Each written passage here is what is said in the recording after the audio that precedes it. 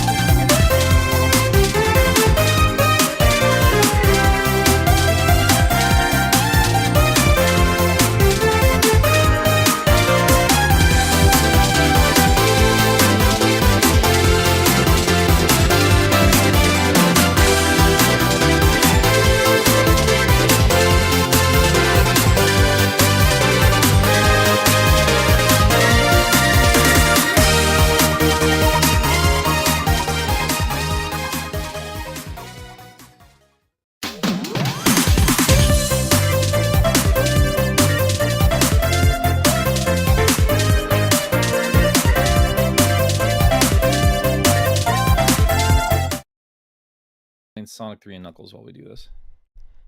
Welcome everybody to a Sunset spoilercast. This time talking about Across the Spider-Verse, at long last by popular demand. With me today we have Wallace. Hello. And Nick.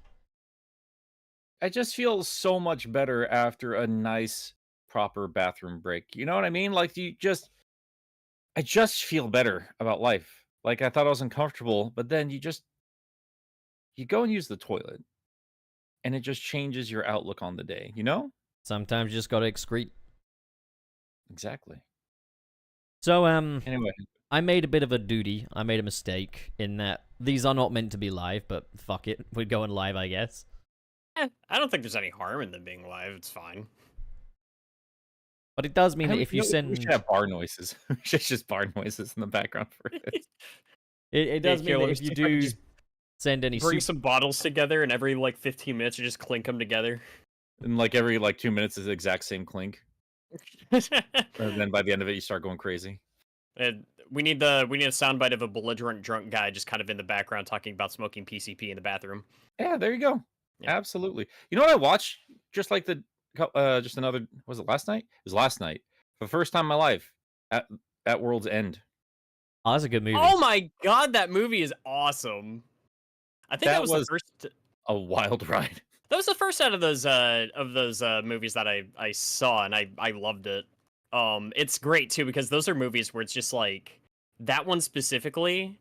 I had no idea what it was actually about before going into it, and that's just how I try to get people into the movie. Is just tell them, oh yeah, it's about a bar run. It's about some friends just going to a bunch of bars and nothing else.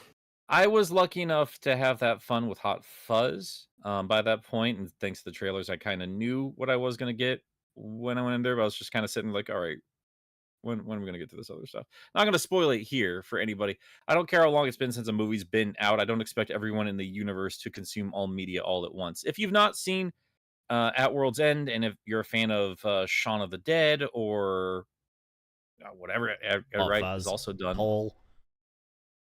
He didn't do Paul. I know he didn't do Paul, but Paul's just... It's considered the unofficial third installment to the Cornetto trilogy. I don't agree. I mean, I know it's got Simon Pegg and Nick Frost, but you can tell it's more of an Apatow kind of sense of humor to the whole thing. Yeah, I mean, he did direct Paul. Yeah, directed by Greg Mottola. I wonder if... So I think that's more in Judd's wheelhouse, especially since we had, what's his face? Donkey Kong. Seth Rogen. There you go. I know they're all fun, though. All those movies are super fun, so I'd recommend those. I started watching Fast and the Furious. I had not seen any of them before, last Sunday, and super into them. Those are a lot of fun. You know what else I watched? What was that? We finished watching yesterday, because we started the night before, then we had to finish it yesterday. Creed 3. I have not watched those either. I've actually only ever seen the first Rocky. I haven't seen anything else in that They're larger series. I mean, I'd say 4 super corny. Oh, well, yeah. Ways. I mean, there's definitely tonal shifts in some of those movies, but they're consistently good. That entire run of movies, I'm not even big into boxing or anything, but it's just a fun set of movies the entire way through. Well, and I thought the Creed trilogy was really, really good too. Okay, so because we're live, we do have to just note that all super chats are read at the end, so just getting that out there as well. Yeah, thank you guys. We do appreciate that. We will be reading those at the end. But yeah, I guess we were just kind of casually talking about movies. You know what other movie I'd recommend? Spider-Verse. Yeah. Both of them. It is pretty good. I'll tell you something I really hate about all the current Spider-Man movies, though. The naming conventions. I hate all of them. I hate the naming conventions for all of them. Because I get them all mixed up. Yeah, the naming conventions are always just like, dude, just put a fucking number at it. It's just annoying. Well, I always the home and the home one is the worst one. Yeah, the home one is the worst one because that one's just like, oh, No Way Home versus Far From Home, and it's just like, dude, even Homecoming was a stretch. It's. I mean, Homecoming was just a big on the nose joke, really, wasn't it? With the title, a little bit too meta for me, but I appreciate how clever that was. I mean, you could also call it that because you call it that because there's the homecoming dance, and also he's coming home from Berlin in that movie, so you've got that Far From Home also does make sense. Yeah, I can watch movies. I understand what they're doing. I don't like it. You know, it also would have made just as much sense to say he's away. Spider-Man, he's away on vacation. You know what I called it? Spider-Man it- 2 Enter Mysterio. That's what I would have called it. Yeah, I like that better. Yeah! Give it an actual like thoughtful name. Like trying to force home in there was always stupid, and No Way Home is the dumbest one. It's just I hated it. I thought it And sounded kind of cool, across though. It just feels so forced when, like, the big thing is just, we got a lot of spooter dudes. I don't know. But you weren't supposed to know Spider-Man. that, so, I mean, maybe call it Spider-Man Worlds Collide or something. Well, whatever the case is, I just don't like them because They're it's not kind doing of it vague. anymore. For the fourth one, it's going to have a new thing. Like, the home trilogy is wrapped up now. I don't care. What I'm saying is, like, all these current movies, I have a really hard time just calling them out by name. That's all I really mean. I enjoy all these movies, like all the MCU Spideys and clearly these two animated movies. But am I going to keep screwing up Into versus Across? I will. Absolutely. See, I like and the then we have European... Beyond. I like the European title for Into the Spider-Verse, which was like Spider-Man: The Next Generation. That just makes me think of Star Trek. To be It honest, makes me think of it too, and I like Star Trek: The Next Yeah. Generation. So oh, me it's, too. Yeah, a Star yeah. Trek series. It's but, the best you know. of the Star Treks. You know what? I'd push back just a little bit with Deep Space Nine? no Voyager or Voyage. I don't know what it's called. You Voyager, know you're what? thinking of. I respect. I don't think it's like. I don't know if I would say it holds up the same way some of the others do, but I do adore Voyager, so I respect that answer. I don't know I'm much. not a I'm not a hardcore Star Trek guy at Neither am all. Like I. I've only seen TNG in its entirety because my wife loves that series. Mhm. But she's finally like was able to kind of check out the other ones and just kind of consumed all of that, and we're slowly making our way through the original series, which is just a corny old time. I like Jean-Luc Picard. That's all I know. Jean-Luc is probably the best captain, but I do Oh, like yeah. I do like Janeway a lot. Yeah, I do like Picard the best out of all the Wait, captains. Voyager's got a girl captain? Worst Captain one, man. Catherine Janeway. Worst one. Okay. Hated. Well, maybe we should talk about the movie we're here to talk about. I think so. Well, what do anyway, you think Spider-Man. of the movie? I think when the biggest challenge the movie has is deciding whether or not you like it more than the first one, it tells you just how good that movie is. That's what I think of it. It is a great old time. I had a great time. It is kind of interesting you say that because I remember sitting in the theater and actively enjoying myself, but thinking to myself, I like this as much as the first one. I would say, like, I love the first one. The first one's about as perfect of a Spider-Man film as you could ever get. This one, though, this is the best Spider-Man film since Spider-Man 2 in 2004, in my opinion. I think these two movies, quite frankly, blow the other ones right out of the water. I think it's a really good movie. I think it's a really good animated movie. I just think it's just one of the all-time just best pieces of animation I've ever seen on the big screen. Something I take into account is, like, I mean, if I put, like, my heart first, I still, I'm gonna love the Raimi trilogy a lot, but, like, Sure. I take into account, like, cultural significance as well, or, like, the impact that these movies had. And I think it's been kind of my assumption for a while that you're never going to have the cultural impact that the Raimi movies did as far as Spider-Man movies go. However, like, while I think that has been unmatched for the most part, I think the Spider-Verse movies are easily the closest we've come to matching that cultural impact, or maybe even eclipsing it, depending on how well the third movie lands. See, it's interesting. I don't know if I agree with that. I think actually Spider-Verse kind of rivals like the impact that it had. I mean, we're seeing movies that are coming out now, especially if we're talking for animation, that it's not even that it opened up the door for, more people going to go see animated movies. It opened up the door for like what kind of animated movies can be made, like the process for like studios actually letting people work on this stuff, and audiences actually responding to it in kind. It's had a ripple effect that I think we're going to see for well over a decade. Oh, I think so too. Yeah. I don't disagree. I do think it's the first one to rival the Raimi trilogy in terms of cultural significance. That's kind of what I was probably getting at. Sorry, I may have misunderstood what you were No, saying. I might have been stumbling over my words as well. I don't know. I think this is the first. Like, and don't get me wrong, I love the Spider-Man Home series, and I love the first Amazing Spider-Man. They do not rival the Raimi trilogy in terms of cultural impact. These do, in my opinion, because yes, as you say, it is bringing about a bit of a paradigm shift in terms of animation. But I also think it's, also a driving force in kind of how we bring other cultures into these A-list superheroes and kind of the acceptance of different characters taking on that mantle. Like, I don't think we'd really seen much of that, save for, and I guess in a very insignificant sense, we had, the Ant-Man movies choosing to do Scott Lang instead of Hank Pym, but, I mean, that's helped by the fact that no one fucking cared who Ant-Man was before the films. The closest thing we'd really had to that was kind of Batman Beyond Return of the Joker, like, in terms of investing that much stock into a successor character.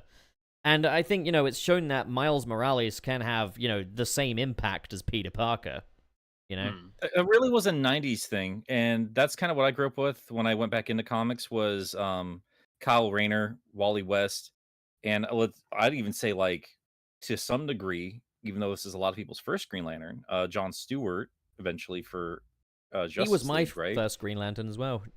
Yeah, and like why am I forgetting Phil Lamar? Like Phil Lamar did such a great job with that role. Like that became so many people's like that's the Green Lantern. Even when Ryan Reynolds put on that stupid CG costume, it was like, where's John? I miss that. That's how I got into comics, and I thought that was like kind of a smart way to get new readers in. Is like we're passing on some of these mantles to other characters, letting them tell their story, but not forgetting the legacy these costumes carry with them. And Miles was another courageous step forward there. And this movie took that character who was already a good character and made the best version of that character. It's the best version of Miles. Like, I think I do like the video game version a lot, and while I'm not as I haven't gotten a chance to read as much of like the comic book version as I would like to, I'm starting to kind of develop sort of like an adverse. I'm starting to get pushed away by comic books in general. You don't That's even like fair. Ultimate Comic books Spider-Man sound though, these dude. days. I don't know if you're really going to take to it. I mean, the thing with Huh? also like Ultimate Comics or New Spider-Man was I followed that when I was younger. And Yeah, a me problem too. I found Me with too. it was if they weren't interrupting Miles's arcs with, oh, here's a new Civil War event, it would be, here's Miles's Spider-Man No More arc. Here's Miles's If This Be My Destiny arc. Here's Miles's Clone Saga. It's like, can he not just have his own fucking stories? Like, When they already did that for Ultimate Spider-Man, right? Like, Right, yeah. here's Ultimate Peter Parker's thing there. And I think we should roll right back to that because that's actually a central talking point for this movie. yes, it's about breaking free of the Yeah. narrative. And that's oh man, there's a lot to unpack with this movie. There's a lot in terms of like I get tired of like the meta narrative for a lot of these fucking movies just because it's like part of the fun is like following the behind the scenes as the shit's getting made, which is exhausting. But in terms of like how many stupid superhero movies are out there nowadays and how many versions of Spider-Man are out there, not even talking comics or cartoons, I'm talking just straight up on the silver screen. That is a courageous story to tell, and I think a really healthy one. It's it really... is- Sorry, go on, Wayne. It is interesting because, like I said before, is like I don't like this one as much as the first one, and I think a part of that is the simplicity of the first one. And there are points where I almost felt like there was too much going on with this one movie. And I like a lot of the stuff that it tries to tackle, and I think some of it does well, and some of it's just like for the bigger concepts that it's trying to tackle, the driving force behind them feels very simplistic and try not to think too hard about it.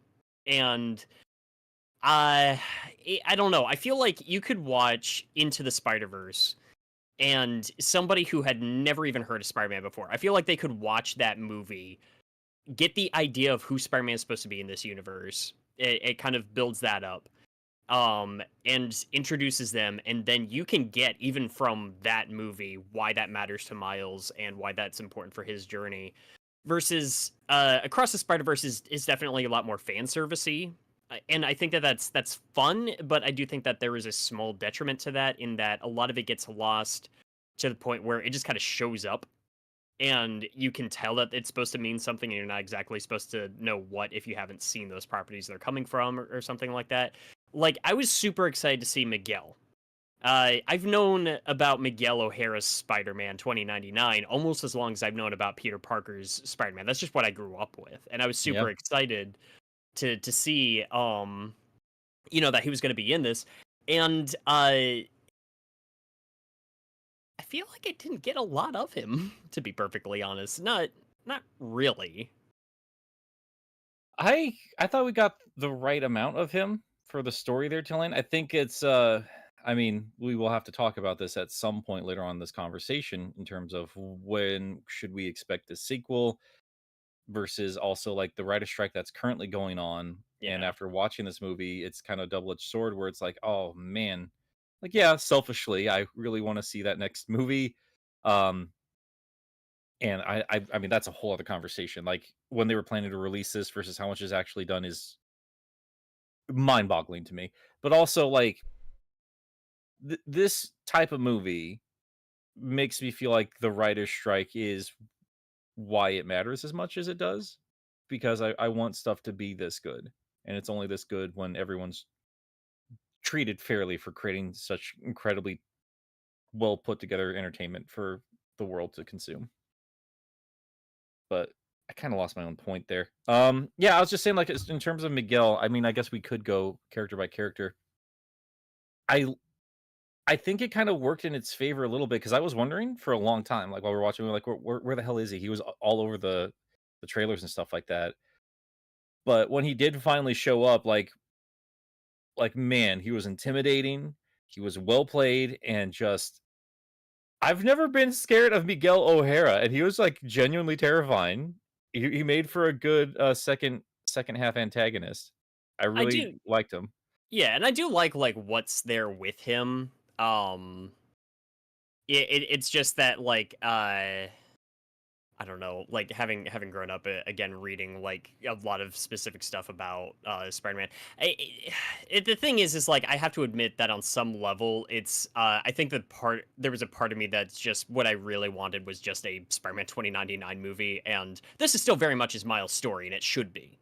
And so that's a little bit of myself I got to get over. It's just, I wish I did have a project where Miguel was just kind of at the forefront. I think it's one of those things as well, where these movies might represent your favorite Spideys, but they're still like Spideys that are made to fit the narrative of these Spider-Verse movies. Like, I know that there were a lot of people that were very taken aback by Ben Reilly being treated as much more of a comedic take on the sort of trope that Ben Reilly would kind of fulfill.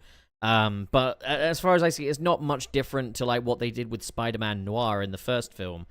You know, like, Spider-Man Noir is a serious character, but he's a comedic character in the first film. Of course, with a heart of gold, and that's what makes the character work. But, like, I think that's the thing as well. It's like, you know, if you're going in this for, like, a Ben Reilly movie, or you're going in it for a Noir movie, or in this case, even if you're going into it for a Miguel movie, you're not going to necessarily be getting that as you know it on paper. Like, even Miles is quite a departure from who he was in the comics, and for the better, because I think they've made a much better Spider-Man out of it. But also, like, even then, like, Peter B. Parker, like, he's everything that the Marvel Comics editorial seems to refuse to do with Peter Parker these days, and we love it, you know? Yeah, it's the Peter that was allowed to actually grow up, and the way he's kind of, the decisions he's made in his life, he would keep fucking up a bit here or there, but still has the capability of turning it all around and truly being happy. I love that. I liked that. how Spider-Punk explained So him, holy saying shit. like, "Oh boy, it's the humbling reality Spider-Man." I was like, "Yeah, that's great. That's a great name for him." But like, yeah, no, I'm happy with the Miguel that we got here. As it is, I was always a Peter Parker kid growing up, and Miles was the first time I'd ever really broken out of that, like, being willing to, see through this new character. I've always been kind of rigid with, I like my legacy characters and stuff like that. I like Bruce Wayne to be Batman, Clark Kent to be Superman, Peter Parker to be Spider-Man. But I was very curious after the Death of Spider-Man event, obviously. So, I checked out the Miles comic run, and I really, I liked Miles Morales and his story. I think in a lot of ways, it brings a new layer to the relatability factor of Spider-Man. Like, Spider-Man is the hero that could be you. He's meant to be the relatable character. But the thing is, Spider-Man's existed all this time, and he's gone on to become a legend. So there's a relatability in seeing someone new have to step into that costume and take on that mantle and live up to that legend. And I think that's what makes Miles so captivating. Another exception to my rule was Dr. Octavius in the Superior Spider-Man run, but again, that was curiosity killed the pup. What the fuck am I even saying at this point? My point is, I guess, Miles There's a is lot cool. to kind of jump off of with this movie, right? Miles is really fucking cool, and I think these movies are cool.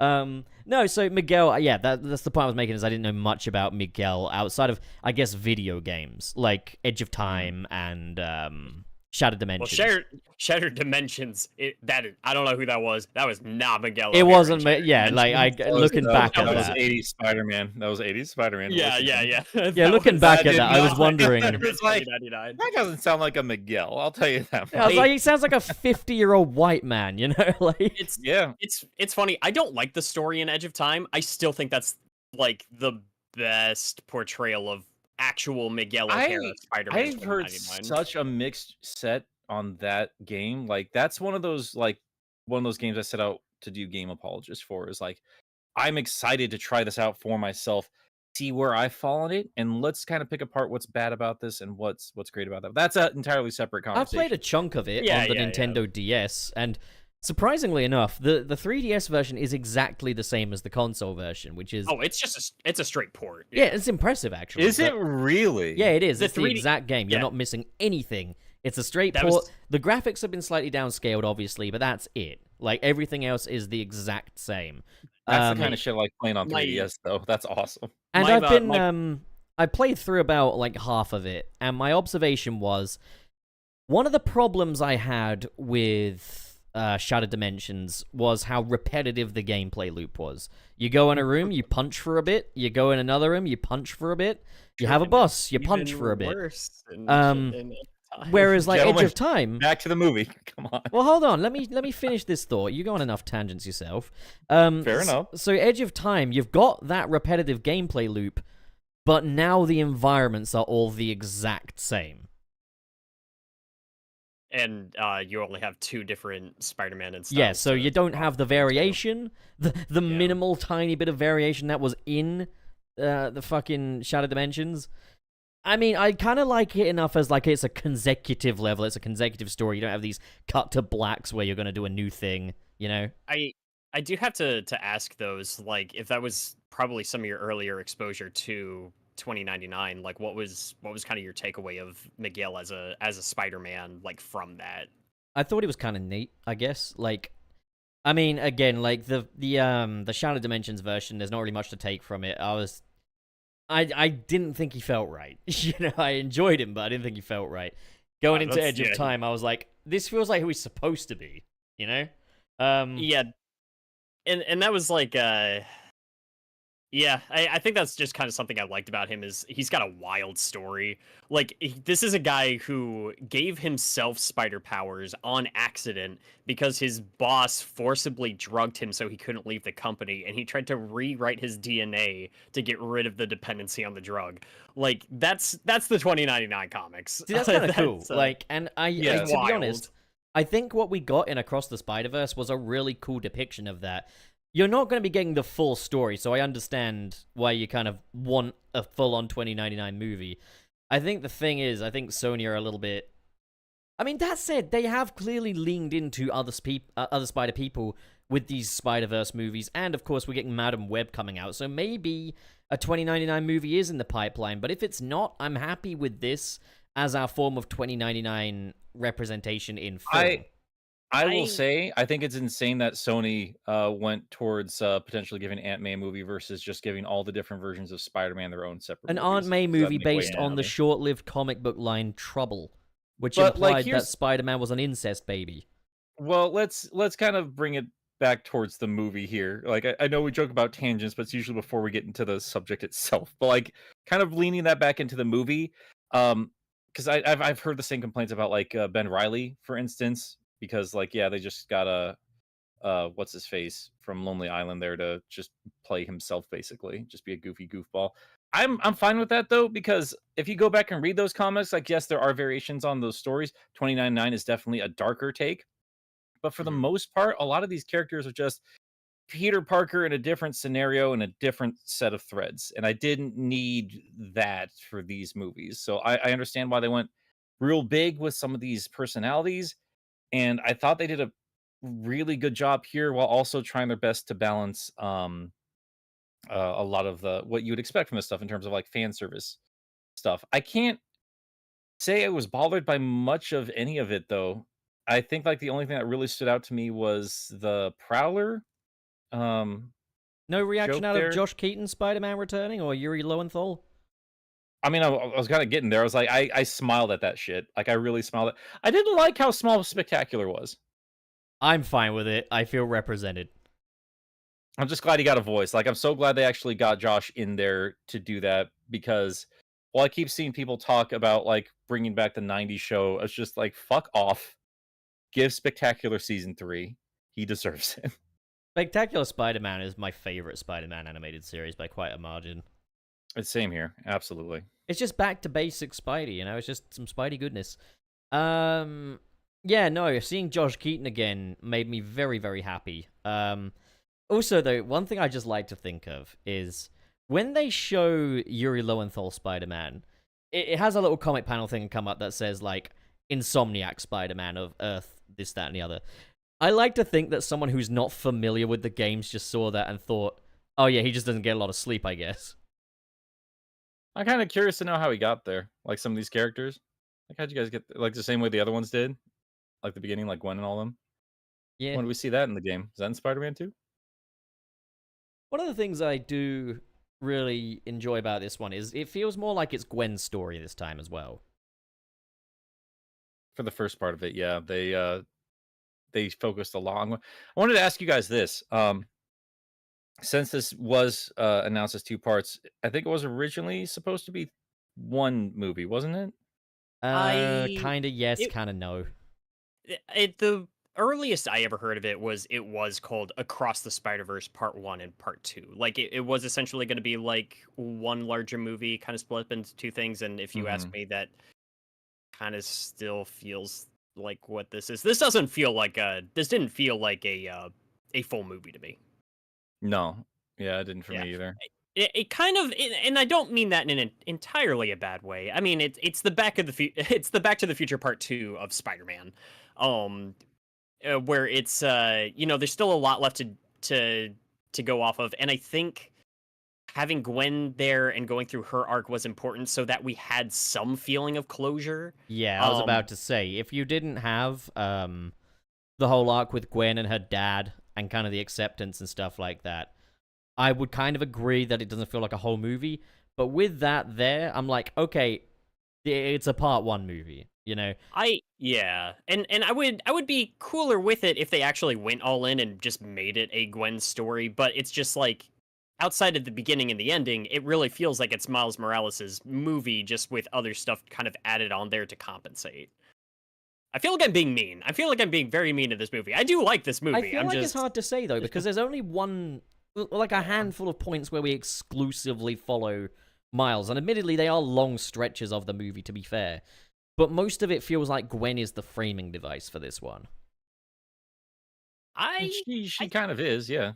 I think I really only actually felt that in the beginning and ending. Like the other parts she's where the framing device. That's a framing device. No, but she also, okay, well, I feel like, yeah. We kind of, she's the catalyst for so much of this story as well. Like, she's coming through to this dimension to see Miles. She gets his arc kind of going about how, he's wanted to be with the other spider people. And that's honestly, like, really heartbreaking to me, is, like, how Miles was willing to kind of give up studying for the things that he wanted to study to go study, get into other dimensions and see his friends, how he was willing to kind of go to the ends of his universe for them, while they were all kind of hanging out in a Spider-Verse lobby without him. I really do feel for him there. And I think it's all going to come clear later on, but, that's a gut punch right there. Especially, when Miles says to Peter, I really wanted to be with you guys. I was like, man, yeah, that cuts. Yeah. Well, we are kind of hopping all over the place here, so why don't we kind of start closer towards the beginning of the movie, like that first opening bit there with Gwen. How'd you guys feel about that whole thing there? Like, just kind of introducing her, how her world looked, and then how they kind of introduced Spider-Woman, Miguel, and that interesting paper vulture. Top tier intro for a top tier movie. Opinion. I did like that a lot, as especially as somebody that was reading the Spider-Gwen comics as they were coming out. They very much did what they did with Miles in the first movie, where it was they took the comics for the individual character as a framework and then kind of built off of it to kind of take it in the direction that best worked for these movies. So it's very close to what was there in the Gwen comics, but they went often into some different directions. There's no room in what was done here to establish Matt Murdock as one of Spider-Woman's greatest nemesis. You know what I mean? It's I liked it a lot. I felt like I was back in that version of Spider-Gwen's story, and I like how they introduced the drama between her and her father in a very natural way, and I think that they brought it to a conflict in a very natural way. I also liked how it was a very somber intro as well. Yeah, it was. Unfortunately, I can't wait until I'm waiting until the 4K release. I haven't watched this again once I hit digital because I don't like buying digital movies. I'm getting a 4K of this when it comes out, and as much as I like this movie, I'm not paying full price for it twice. My theater going experience was a little unfortunate in the sense that when she's giving her dialogue at the beginning of the movie, I'm feeling very, very, very distracted by how god awful the audio mixing was. I've heard that. Yeah, some screenings. Yeah, I've heard some screenings had really terrible audio. Mine was fortunately okay, and it was opening night, so maybe it's like an international thing. But I'd heard from some friends around the UK as well that their screenings had balked audio. Really weird. Really, really weird. During that opening segment where she's talking, playing the drums, I could barely hear a goddamn word she was saying, and that was not a great way to start the movie. Now that's not the movie's fault. I mean, it's an audio mixing kind of the studio's fault problem. for publishing the movie in that state, I guess. Yeah. I mean, how do you guys feel about the fact that they had different versions of the film play in each screening so that you get different background gags and stuff like that? So my understanding of it, because this was clarified for me later, was that it wasn't so much a gimmick. It really was that when they sent out the later versions of the movie with the fixed audio mixing, they added in some edits that were kind of already there. I guess the team wanted to clean up a couple of shots that maybe they didn't get to do what they wanted to. I thought it was a gimmick. I thought it was part of the whole "it's another universe" thing. I don't want to give any definitive answers, but reportedly, and based off what I've been reading, not the case. That was it was really just kind of them adding in some final touches they didn't get to add in before the movie went out, and when they saw this issue, they were just like, okay, here's an opportunity for us to kind of add in some of these edits that we would have preferred to have had in there, like a different animation for Lila, when she's mocking Miguel, and stuff like that. The thing is, there's been more changes since the home release as well. There's been one that people have found to be quite egregious, which is where it's after the rescue in Mumbattan. Miles has just rescued the little girl, and Gwen thinks he might be dead, and he's under the rocks and stuff. In the theatrical cut, she's all panicking, going, no, Miles, please. Whereas in the home release, she doesn't do that. She's like, no, Miles, and then goes gets him. And it is interesting. Folks have found it to be quite egregious because they felt like the original reaction felt like a response to the death of the Peter in her world and the idea of going through that again. So to kind of have her internalize that a bit more for the second time. I mean, it's not a movie ruiner for me, but I gotta say, this whole thing has made preservation a fucking nightmare because, What if you've got a favorite and you're just never gonna see that again? And I guess we'll probably need to address this later, but I'm not a fan of the production process behind a lot of this because it was kind of a mess, and I don't think it was in a harmless way for a lot of the people working. Oh right, on yeah, it. the behind the scenes stuff with Sony and I think a lot of these changes are kind of intertwined with that. yeah, and Amy Pascal being just a jackass about it. Let's not throw it all on her. I do think that just based She off of some of spoke the other out, and what things- she said was jackassy. So I'm gonna say. Oh yeah. No, I'm saying like she's part of it, but I'm also saying it's just like again, a lot of it is just hearsay. But from what I've been seeing, the directors are also kind of to blame for a lot of it too. It's unfortunate. It's very unfortunate. Hopefully, obviously, they'll improve the conditions for the next one. But I think the main thing was it was like, oh, we've approved this now. It's finalized. Oh wait, no, it's not finalized. You got to do it again. Was like the main issue, right? Like that's, and then people would be crunching to get things done that was agreed to be finalized, if I'm not mistaken. It's stuff along those lines, yeah. And again, it is hearsay. I feel like you just kind of have to get that out there. We're not saying this is definitively what happened behind there because who can say, really? Yeah, not it's odd. us, There that's seem to be for sure. some animators that absolutely loved working on it, some that are speaking out. Yeah. I mean, it makes sense, right? Everyone's going to have different experiences. So yeah, there's a lot of reasons as to why like little things like the audio mixing and different scenes like played out differently, and like why there are quote unquote different versions. And it's like I think if we're going back into just kind of like that part of the movie, it was even little differences in like I think they were saying like Miguel trying to bite Vulture's neck and stuff like that. Yeah, it's weird. It's weird. I want to look deeper into that once I've gotten like my copy of the full release. Can I just say as well, though, Gwen's theme music, that slaps.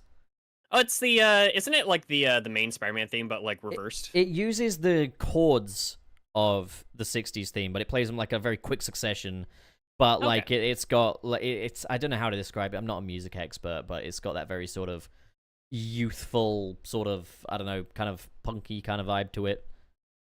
But like I remember just being in the theater and just immediately picking up on it. I was like, oh, this sounds like a '60s theme. That's cute. And it was like, oh, it's her theme. Oh, this is good. Oh, I like that. And it was yeah, it's again, I do think that this movie does introduce Gwen really well. And it's like we knew her from the first movie, but this put us more in like her side of the story, and we got to see some more of like her actual like tragic backstory and stuff her like home that. as well. And it's also nice to see that her version of Peter, her best friend, isn't like a 40-year-old man this time. You know what I'm legitimately hoping? Go on. My complaints about Miguel O'Hara, they could be completely thrown out the window in the third movie if they do what they did with Gwen in this movie with Miguel in the next one. Oh, what, maybe like make him the framing device of the next one. Yeah, Interesting. do it. Why not? I'll be game. Yeah, as long as it's good, I don't care. Yeah. All matters to me. That being said, like he and Spider-Woman are both introduced in this scene as well in the art museum. Vulture looks during- sick as well. Like that was an Yeah. awesome depiction of great. Vulture, and an awesome way to set up that like the universe is kind of breaking, and like, yeah, I thought it was really cool how they kind of intertwined a lot of Spider-Man mythology all through this one movie and this one set of rules. It does mean that No Way Home still doesn't make a whole lot of sense, considering that none of the multiverse men are glitching. But at the same time, like I've seen people say, "Oh, it's due to them being brought through by magic," and it's like, okay, I'm willing to accept that. Also, it is a different movie, you know. They didn't make it with the understanding that Spider-Verse was going to happen. But there is something that does intrigue me. It does make me question if they were playing a bit of a long game. And it was actually my buddy Quinton Reviews that brought this up. So, the Morbius post-credits, where Vulture comes through to the Sonyverse, Mm-hmm. Across the Spider-Verse retroactively makes that make sense. Where like the different universes are bleeding into each other and they're going around cleaning because it up. like No Yeah. Way Home kind of established hard cut rules. Everyone goes home to their home dimensions once they find out, you know, Peter Parker isn't Spider-Man or whatever. And it's like, yeah, the Vulture thing obviously conflicts with that. But with what Across the Spider-Verse was doing of, like, you know, the fabric of the multiverse is fractured and canon events are being disrupted and stuff like that. Like, yeah, it does make sense that, you know, we've got people bleeding through, showing us the Da Vinci Vulture at the start of Across the Spider-Verse was a great way of kind of telling that story and kind of conveying that. And I thought it was a really cool introduction for, like, Miguel and Jessica Drew as well. Like, obviously, I know you guys mentioned we didn't really see Miguel until after the halfway point, but it was nice to get, like, a little tease for him here, you know? Yeah, for sure. Yeah. I wasn't really even considering that while we were talking about Miguel. Yeah, worst thing about it though is that they would tease his cape at the beginning of the movie and then have it go away and never come back. And it's funny, because on the action figure, so you'd think it'd be a big deal. I hate it so much. I love his cape, and they just made it go away. He'll get it back in the next one, maybe. I do like that they establish, there were some cute things that they did with this that kind of help if you're looking for them and you notice them, like and they're just neat little touches. So like Miguel doesn't have a spider sense. So like attacks can come up from behind and stuff like that. Like when he's talking to Gwen and he gets caught off guard, it's because he can't sense it like the other Spideys can. Yeah, and he can't anticipate, like, Miles's Venom Blast. Yeah. So little touches like that are cute, and I like that a lot. It is weird though. I feel like Jessica Drew, she's in this introduction scene, and then she becomes a completely different character in the rest of the movie. Just the whole time, just like, what the fuck is her problem? And I was like that with a couple of characters. Just like, what the fuck is your deal? Like, especially why? like during the chase through Nova York, they're trying to catch Miles, and there's a moment where she could have caught him, and she just kicks him in the gut. I'm like, what is your problem, lady? You're also irresponsible because you're doing this while pregnant.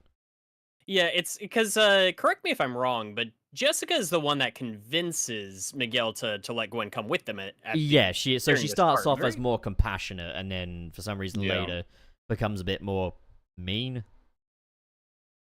Well, I think they're just trying to, I don't know, just take this seriously. Like, how did you guys feel about that? Because I saw a couple people like really getting a stink up their ass about all the Spider-Men going along with Miguel's plan. It definitely seems to So- be very up for debate, doesn't it? This seems to be like the most highly Yeah. debated thing about this film is, you know, we're seeing a lot of Peter Parkers, some of which are Peters that we know and love, like Spectacular Spider-Man, that are going with this very un-Spider-Man philosophy. So yeah, this is a good conversation.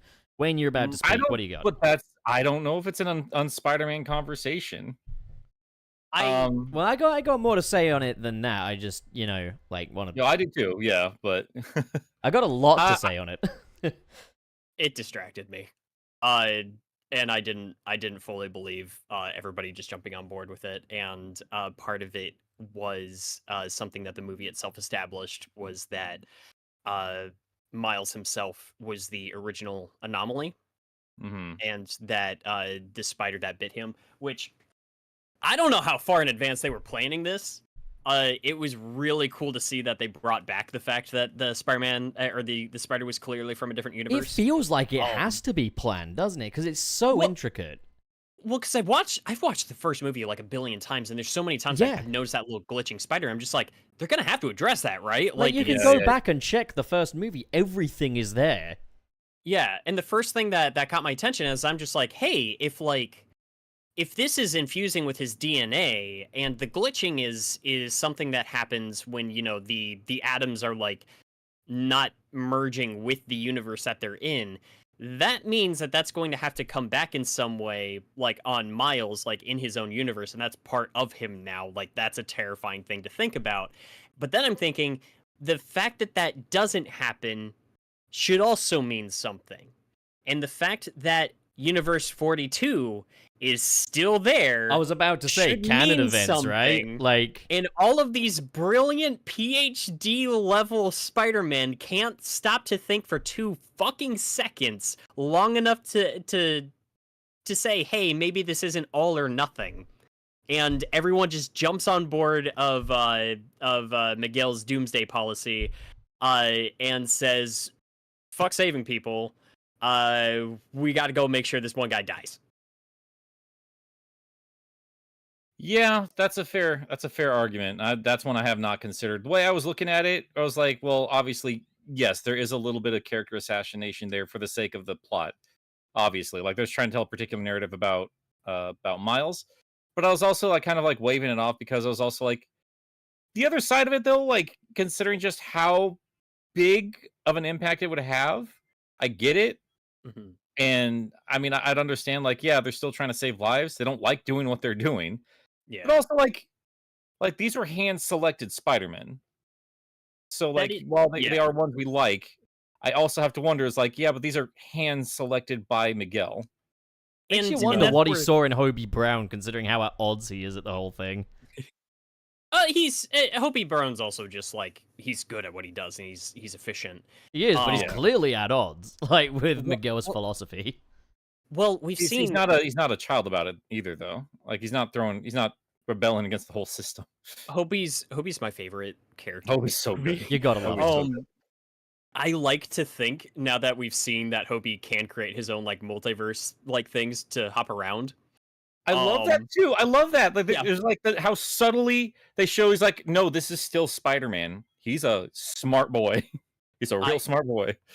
I like to think that Miguel didn't invite him and he was not hand selected and he's not welcome there, but he could show up and Miguel just can't do anything about it. I mean, That's kinda also fire. a thing. Yeah. I mean, Uh, if I may give my 2 cents on the whole, Sure. spider debate, I would say I think it's a case of where the stakes of it are really pushing the Spider-Man philosophy. Like it's one of those things where it's nice to be Spider-Man, a guy that doesn't deal in lives and thinks about these things and keeps track of everyone. But in a situation where there are entire universes full of people at stake, Spidey's kind of got to, get serious about these things, And I think showing Yeah. that Peter B. Parker was there when Miguel's new dimension started collapsing was a great move, because I would never believe that Peter B. Parker would ever support any of the stuff that Miguel's doing here, were it not for the fact that he's seen it for himself. Universes die, and it's like, it might be one of those things where maybe not every time, but it's such a huge risk that even Spider-Man has to step back and say, okay, maybe we need to reevaluate things. And now, It also needs to be said too, like if the whole universe revolves around you and your life, like what's that do to you? I mean, it says terrifying things about free will. And I think Yeah. with the end result is going to be that the canon events are, I don't know, an orchestration of the Spot or something. That's what I expect. Because, as you say, Sure. surely there's like a dozen canon events in the universes we've seen alone, be it Universe 42 or Miles's universe, that, yeah, should have ripped a gaping hole in the universe. And, I surely doubt the message of these 3 movies would be, oh yeah, your dad's just gotta fucking die, Miles, Like, that's a very dreary, very not Spider-Man thing for these movies to do. So I don't think they're gonna make him do that. yeah. At least I would hope not, because that would be a little off-putting. I will say, even with me complaining about that, it still wasn't a deal breaker for me. It was distracting, and I was thinking about it the entire time, and I'm just like, everybody's just kind of jumping into this. Yeah, like even if I can defend it, that's something I thought about too. And I think every Spider-Man. Here's the thing about it: like when I see this movie, though, like when they put all these Spideys in there, I also feel like there's no way these guys did not think about that either. They're like, well, we can either kind of do our best to explain this, and maybe when our 3rd movie comes out, we can better explain it, or we can just say there's enough here that can kind of justify this, and we kind of have to wave it off for the sake of the it's story. the we're most telling. dire stakes Yeah. possible, Yeah, And I And- think and that it's- 3rd movie, we're going to see kind of the Spideys come to their senses and kind of be like, okay, we've put the Spidey philosophy to the test. Maybe that can overcome this. Maybe we can overcome this with the whole power responsibility and nobody doesn't get saved kind of thing, Well, part of the reason it's not that, and none of that is a deal breaker for me, is because we see a bit of that in this movie. Gwen puts together her team, like people join her side, like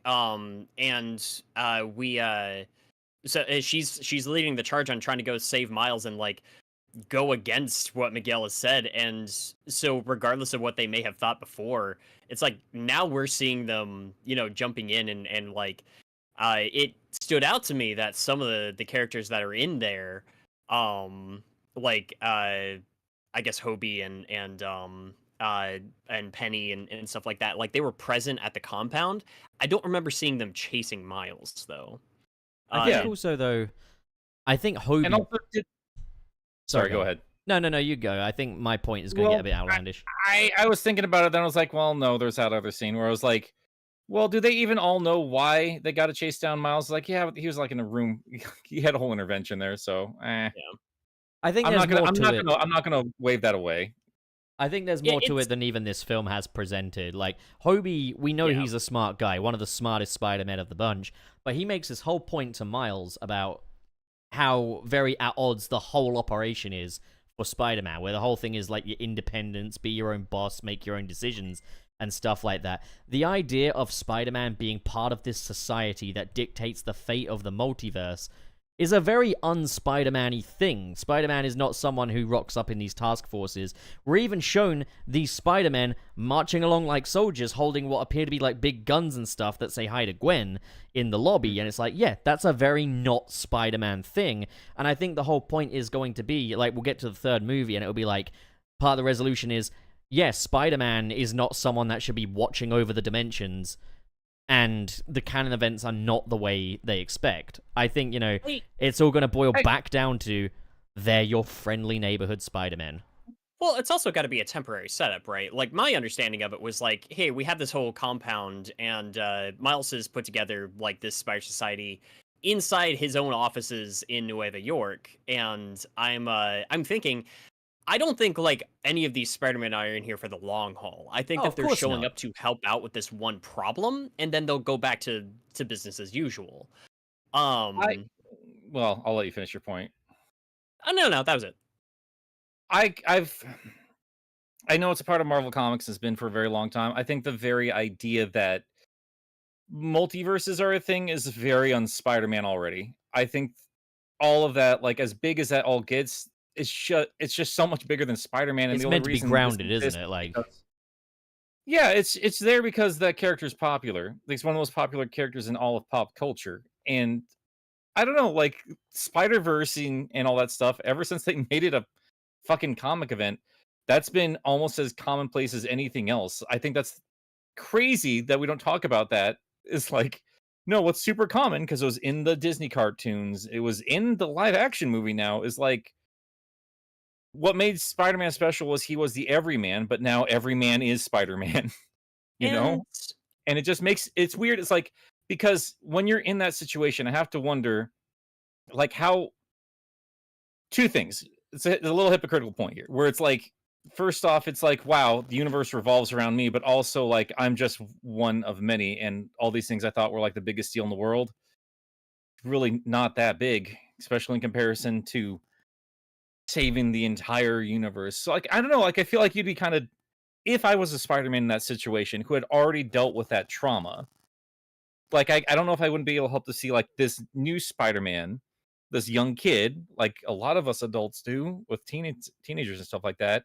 And I still do this day, because partially is true, is like, hey, you haven't been through this yet, dude. Like, life just sucks sometimes, especially if you're a Spider-Man, but you got to give stuff up for the sake of actually saving people. And I think Dan Slott actually showed a bit of that ignorance with Peter, where he was blindly trying to save everybody. Like he said, nobody dies, which is ridiculous. It's a ridiculous notion. And he could not, he personally couldn't keep up that philosophy himself. And that's why it all kind of made sense to me. Just like I could explain it away in my head. It was like, all this has become so fucking normalized for these people. And I think Peter B. Parker is a great example of like, Spider-Man is a flawed human being. And that seems to be in the core of his DNA. He becomes Spider-Man, and the reason he gets on this path is because he screwed up, and he's not done screwing up. That wasn't the last mistake he was ever going to make in his life. So that's how I could justify all of those Spideys just kind of going along with trying to take down Miles, even if I also agree with the counterpoints to those, where it's like, but is that a really Spider-Man thing? Because like, it does kind of make like Uncle Ben he's just a chapter in Peter's life. He's not his own person, That conflict, though, I think, is so deliberate and so central to the movie. I think it's one of those things where they are doing things that do directly fly in the face of kind of the Spider-Man philosophy while also adhering to it in a lot of ways. It's the idea that, Spider-Man as a story has to play out a certain way, but at the same time, these Spider-Men are dealing with that in a way that both upholds the Spider-Man philosophy and conflicts with it as well. For example, what Miguel O'Hara is trying to do is keep the most amount of people safe. He's trying to take responsibility for the universe that he accidentally destroyed. That's a very Spider-Man thing. While what Miles Morales is trying to do is find a way to do both. Find a way to keep everybody safe, including the ones that he loves as well. He doesn't want them to have to suffer for it, which as well is a very Spider-Man thing. These guys are both upholding and betraying the Spider-Man philosophy all at once, and I think the same is true of every Spider-Man in that society. They are all being put to the test. It's the ultimate test of, can Spider-Man endure a situation like this? Can Spider-Man's morality endure in a situation like this? And I think that third movie, we're either going to see the Spider-Man philosophy expand to include all kinds of gray areas, or we're going to see it completely triumph above all else, above science itself. And either way, that sounds kind of cool.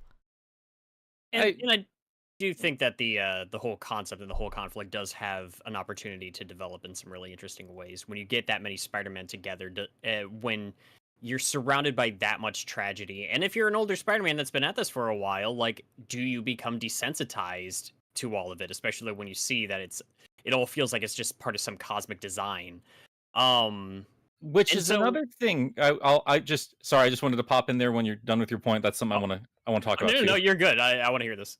No, so this is another thing that has been. I don't pay attention to the Spider-Man fan base, but I'm going to make a assumption here that when Straczynski got on board in the early 2000s, and they introduced the idea of spider totems, which led to more Loon, which led to Dan Slott doing the Spider-Verse. Like, I feel like there's probably a great big set of debates talking about fate versus just random accident, because that was part of the charm of Peter Parker for me, is like anybody could be Spider-Man, and this random unlucky nerd had this random the most insane random shit just happened to this one kid. But then Straczynski came in and was like, no, there are spider totems. This was kind of fate. And then like they ended with this bullshit point of like, why can't it be both faith and science? Like, shut up. But it's like, love is quantifiable. All that kind of stuff. But like, I feel like that the idea of the Spider-Verse, again, like it goes into at least one of the ideas of Spider-Man, at least ones that fans could interpret. And while I was watching the movie, I was like, these aren't Spider-Mans. These are Spider-Fans. Where it was like, it's not even about like, it's not even about the central conflict. It's about like, they are treating these Spider-Men like the fans treat Spider-Man, where it has to go this one particular way. And if it's not this one particular way, then it's shit and it doesn't matter anymore. I've had so many conversations with people who don't like specific movies, like X-Men First Class. One of my buddies doesn't like that movie because it contradicts the movies that came before. Never mind what this movie's doing on its own terms. Like that kind of shit. Yeah. Like people get that narrow-minded about stuff. It's like my favorite X-Men movie is Days of Future Past. And I remember having an argument with somebody, and they were just like, "Yeah, but Kitty Pryde wasn't the one to go back in time." Yada yada. I was like, I don't give a shit. It wouldn't. Nobody cares about Kitty Pryde in this universe. They care about Wolverine, and it helped having him bouncing off of these characters in this particular way. It changed things around. Do what's best for this.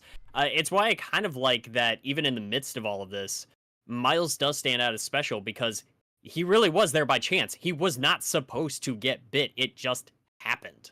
Yeah, like he is. Yeah, it was a very Spider-Man-y thing that happened. The ultimate anomaly. Yeah, if he is the quote unquote the original anomaly, then he's the most Spider-Man out of any of them. Like exactly, it just works. I mean, yeah. I mean, I'm intrigued. Like, as far as I'm concerned, when it comes to changing things from the comics and such, I don't mind as long as it doesn't kind of defeat the object or doesn't feel reductive.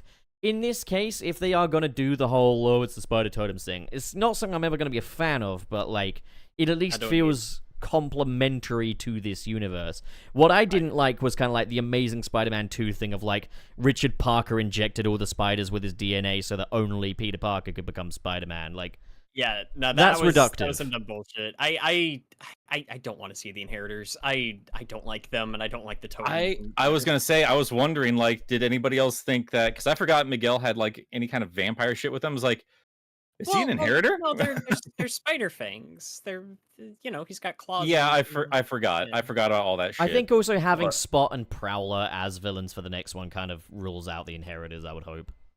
I should hope so. They're such nothing characters. I am fascinated to see what they do. And that's skipping ahead a bit, but like the Prowler thing was some of the most obvious, but also like some of the coolest shit.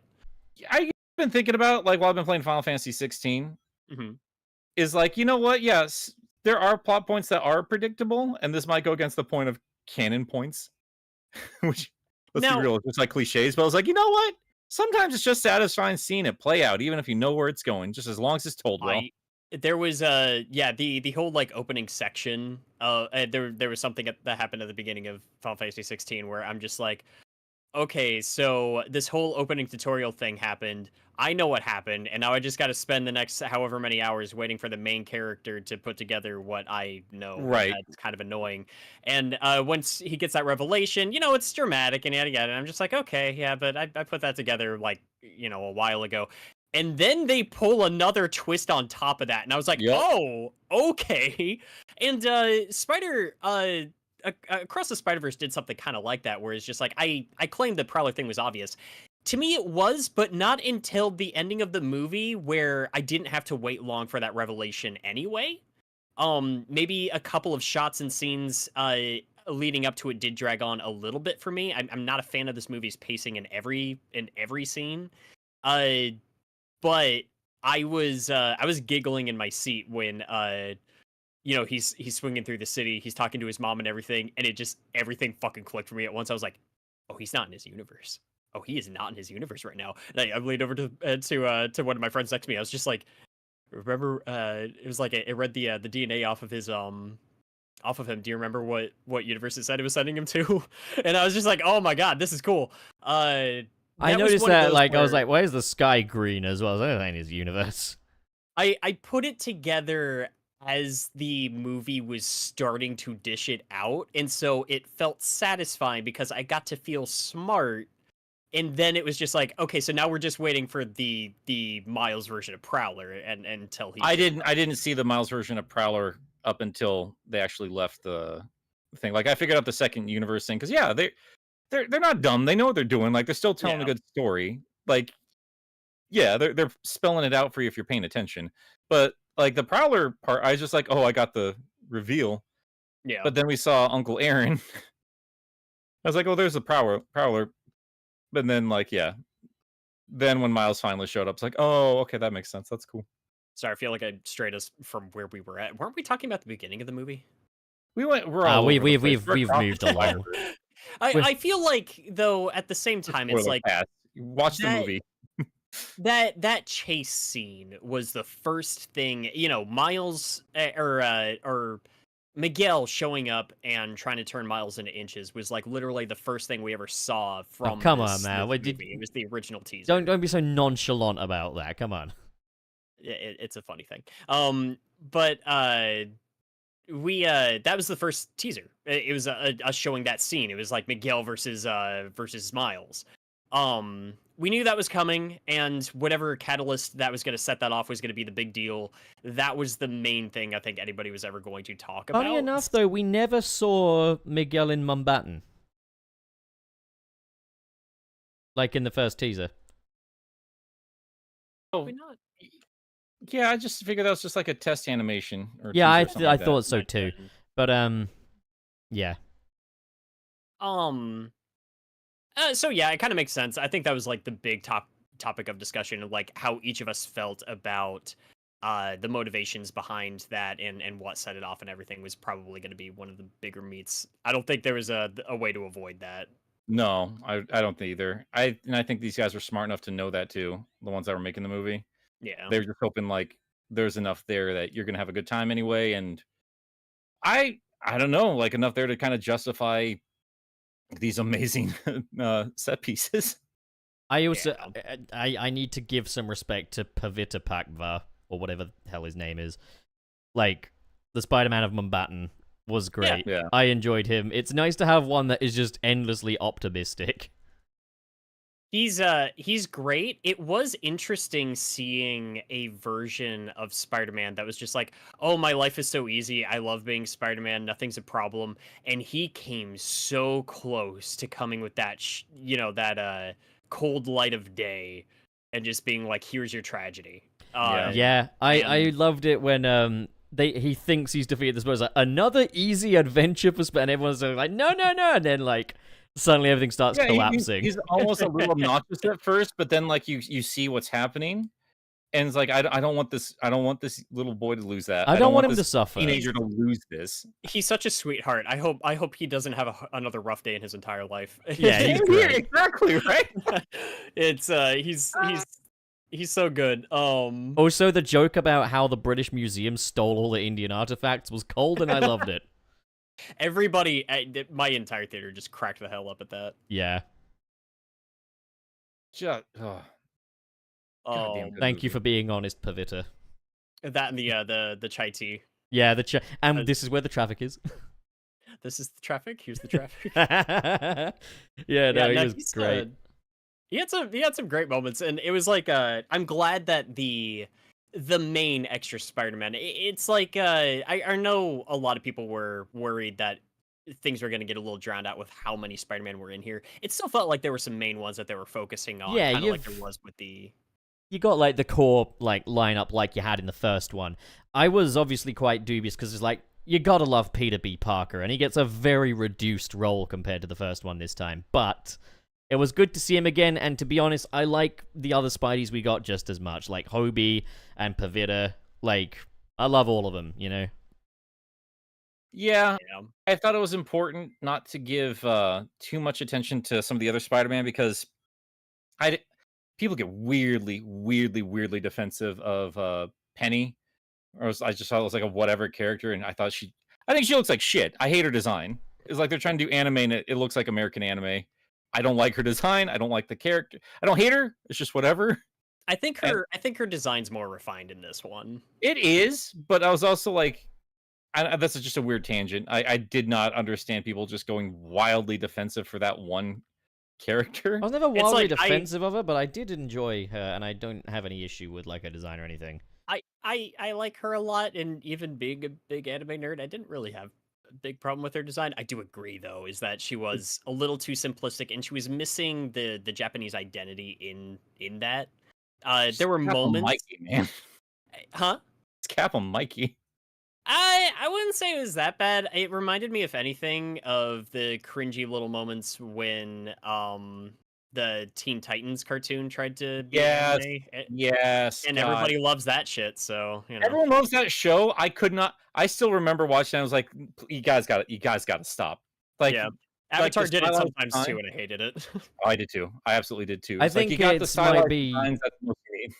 It might be part of the later seasons or something. Like, I've seen some episodes of Teen Titans Go that completely miss the mark, and I've seen others that are actually very good satire, so I think it's just a mixed bag. We're talking about Teen Titans, not Teen Titans Go. Oh. It's definitely okay. not as bad as What's Captain that? Mikey, though. Captain Mikey is Cap on Mikey's just ugly. I love the premise behind that show, but Jesus Christ, the execution is bad. It's really. Theme song is good though. But I'm gonna say this: when I saw like the OG Spider-Verse lineup in the final shot, I internally cheered. I was like, "Yes! Oh man, we're gonna see Noir, we're gonna see Ham, we're gonna see Penny, we're gonna see the whole gang back together." And not only that, we've got the additions of fucking Pavita, we got Hobie, we got the one that's like a synth thing. Well, that's what I was gonna say. I liked how they focused up on different characters and spent, I'd say, even more time with Gwen and Miles this time around, because it's Miles' story first and then Gwen second. It's not actually supposed to be Peter's story, so Definitely I not. didn't need him in there that long. So I was happy they focused up on them. And I'm happy with where he's at now as well. You know, like, I'm happy that he's happy. Absolutely. He's gotten to do the things that fucking Marvel editorial refused to let him do. I do have to ask though, as adorable as it is, why the hell is he taking that baby into a fucking Right? home? So it's just like, okay, it's one thing in the main movie where he's just taking him to he's taking her to basically his office job. And then, while he's there, like, she's already with him, and he's got to take her on the little chase and everything like that. That's fine. That's one thing. Why the hell, when Gwen comes to put the team together, is like, hey, we're going to go take on this multiversal threat that's just ripping holes in reality. Why the hell did he take her with him? Because fans like the baby. That's I'm gonna criticize. Justify that one. I'm not even gonna try and like headcanon that one. I'm gonna shut my dog up like a dog. I'm gonna criticize Jessica Drew for being an irresponsible mother, but Peter B, you go off, mate. This is what dads are for. I think they're both insane. This is what dads are for, man. The dads are the ones that bring you into danger. The mummies are the ones that protect you. I feel like Jessica should be, just taking it easy until the baby's born, and not getting like multiple concussions. God forbid she get hit in the gut, like pop like a balloon, like, I've probably said something incredibly offensive there, but like, I get it, and it's because it was just like, hey, we had a pregnant Jessica Drew, Spider-Woman in the comic books. Yes, no, I mean, to be fair, when I make the jokes about her being an irresponsible mom, they are just, that's not criticism of the movie, they are just jokes. And the same can absolutely be leveled against Peter B. In fact, Peter B... Well, actually, now that I think about it, it's like, okay, the Vulture fight is one thing, but you can kind of see how she was kind of trying to take it easy a little bit in that. The rest of the movie, she actually is trying to stay on the sidelines, isn't she? Like, she's not actually out on the field. It seems like she actually is mostly just trying to. Yeah, no, I don't think it's a big deal. Yeah, maybe it isn't as big of a deal as people have been making. I don't think it's a big deal. I don't think it's a big deal. The funny thing about Peter B. Parker is, like, in the first film, he's the MVP. He's me. He's the most relatable Spider-Man ever. In the second film, I'm like, God, if you're real, I'd be asking you to leave me be. Stop showing me pictures of your kid. I don't want to see your kid. Fuck off. Have you ever watched? I don't think you've seen a lot of anime, have you, Pup? Mm-mm. Have you heard of Full Metal Alchemist? I've heard of it. Okay. Brotherhood is the best anime ever made. Please watch it. You would appreciate Full Metal Alchemist Brotherhood. But there's a character in there that is Peter B. Parker in this movie. Sick. And everybody loves him to death. Andrew, watching Dragon Ball Z would make you a better Sonic fan too. Actually, also, to be fair, now that I think about it, no, I'm not that dissimilar from this Peter B. Parker still, because I'm like that with pictures of Ghost and Cricket. Yeah. Not even your dogs. Yeah, I know. I'm like, this is my niece and nephew. I'm like, oh, look at this one. Look at his eyes. They're so huge. His pupils dilate so much. I'm literally like that with people in this country. And like, so what? You got these dogs? No, they're in America. They're not mine. Well, I show pictures of Olive to people all the time, and she's not my cat. She's my roommate's. Look, the thing is, I've bonded with Ghost and Cricket, and frankly, the fact that I can't be with them all the time is cruel. So, I relate to that. Take I'm that, U.S. government. What? What? I'm saying the fact that the U.S. government doesn't let me stay with Ghost and Cricket is cruel. Oh, I have if you stayed any longer, I'd make you pay fucking rent. I'm fine with that, man. I'll treat it as dog rent, because, like I get to hang out with the doggos, Hell yeah. Fair enough. Nick doesn't trust me in his home, so I've not met the dogs. No. You're not gonna change the narrative on me. Get your ass over to the West Coast. I've been over there twice now, and you live like on a fucking island or something. I don't remember. In that case, what was that conversation we were having about you not wanting Wayne in your house? Can you believe this guy's not even gone over there and just put his tongue between those metallic cheeks? What? The Mothman. He's in West Virginia. I'm not near him.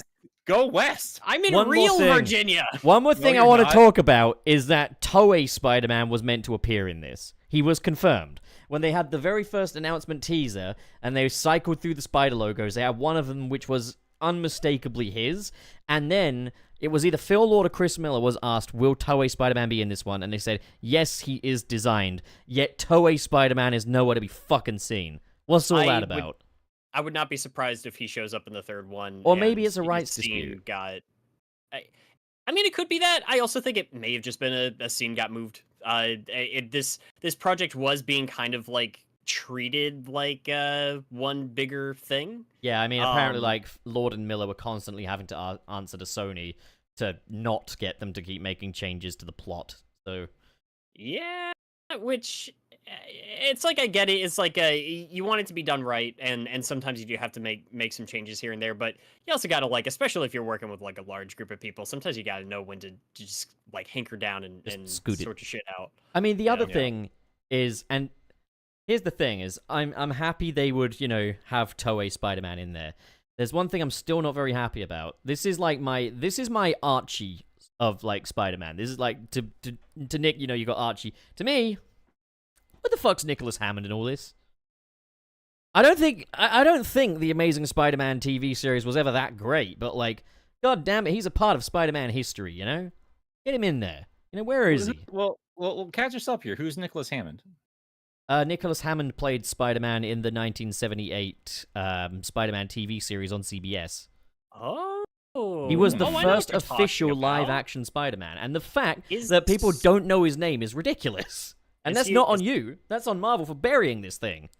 I remember seeing that when I was a kid. I was very confused by the whole thing.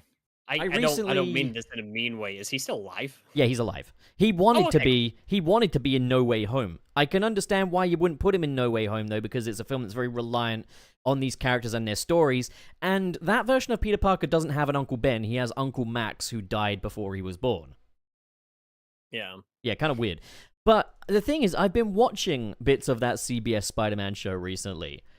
And it ain't perfect, but god damn it, it's Spider-Man, and I like it, and I think it's a damn shame that it's just been forgotten and that Marvel have just taken it around the back of the shed and shot it, It is one of those for at least this movie is just like, I feel like they fit in enough little cameos and everything where they could, and I feel like they're riding the line a little bit before just get him with his little circle eyes, have him barely do anything because that Spider-Man couldn't really do shit. Like, they got the 60s one in there. Obviously, he couldn't be voiced by Paul Soules, rest his soul, but, like, it was cool to see the 60s Spider-Man again, to be fair. Yeah. It could be just, and, like, I wonder if I would have a different opinion if I watch this movie again, which I will. But I do wonder if, like, the cameo stuff really didn't bother me, like, the fan service stuff. I don't know. Like, I don't remember it being really all that distracting. It didn't distract me. I do remember there's like very specific points where they really stopped everything to focus on stuff on occasion. That was only like twice. They did it for Spectacular Spidey, but again, it worked within the scene. And they had, the brief appearance of Insomniac Spidey, and then there was the 1960s one for a very brief moment, but again, it was part of the scene. I think this film did the cameos very well. As it is, I think these Spider-Verse movies do humor really well as well. Like, I do too. Like, one of the funniest moments in this film for me, some of the funniest stuff anyway, is just when they have the little comic book panel writing, and it's so subtle and it's there and it's blink and you'll miss it, but there's a point where Spider-Man ties up the spot, pats him on the head, and just says, "Good cow." I'm just like, that's really fucking funny. Or there's the bit where he's trying to deliver the cakes to his dad, and he accidentally leaves him in the taxi, and it says, "The cakes take a ride." I was just like, I love the I am not proud. I love the scene of him just trying to make it to the party, and like he's on the train, and then there's a monster in the middle of the rails, and he's just reluctantly like stomping out there to go take care of this. And I was just like, yeah, I love that, though. I love that slice of life Miles stuff. It's like, one of those things I always kind of thought was like, it's kind of a shame that we're not getting just these regular Miles movies, but I feel like we got a movie's worth of that in there. I got my time with just Miles in his universe. Having a Spider-Man that has a dad in the field to work with is a really interesting dynamic. I love the whole thing of like him muttering under his breath, "Maybe get off the kid's ass." Like... That was fucking funny. I will say though, is just like this is more of a personal problem. This isn't an actual criticism. It's more of a like I just hate it. God, I hate scenes of kids and parents arguing. It's partially because I've seen it a billion times and there's nothing new to say or do there. But it's also just like, man, it just brings back fucking memories that I don't like thinking about. And I feel that. There were so many times. My skin was crawling during that whole thing. There were so many times when I was just like thinking to like both Rio and Jefferson, like, mate, fuck off, all right? You're gonna get a lifetime full of resentment if you're not careful. Yeah. Well, Parents are well done. At the same time, not a criticism. It was a good scene. Like, I agree fully. Yeah. And I do like where they end up going with that.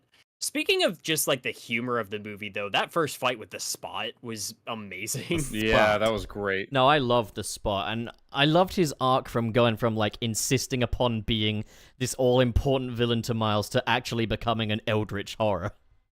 He is terrifying. Like, this is the scariest the Spot has ever been. And I remember, like, I think it was in the 90s cartoon, like, as a kid. The episode with the Spot was one of the ones that stuck out to me the most, because I was just like, oh man, no, like, this guy's actually kind of juggling Spider-Man at one point during this. He's a little silly, but, like, man, he's threatening. And I remember growing up and just wondering why Spot didn't show up more often, because I'm like, he has a cool power. I don't know why everybody's treating him like he's lame. I mean, I've always seen the potential for Spot. And when I first saw, like, the first glimpse of Spot in the trailers, I was like, oh no, they're doing the whole comedic thing. But then, like, obviously he's very likable in this film. It's a very watchable character. So that definitely, you know, put a Band-Aid on that. But then, yeah, him actually evolving into a genuine threat, yeah, like, that made me very, very happy. I was very pleased to see them actually realizing the potential.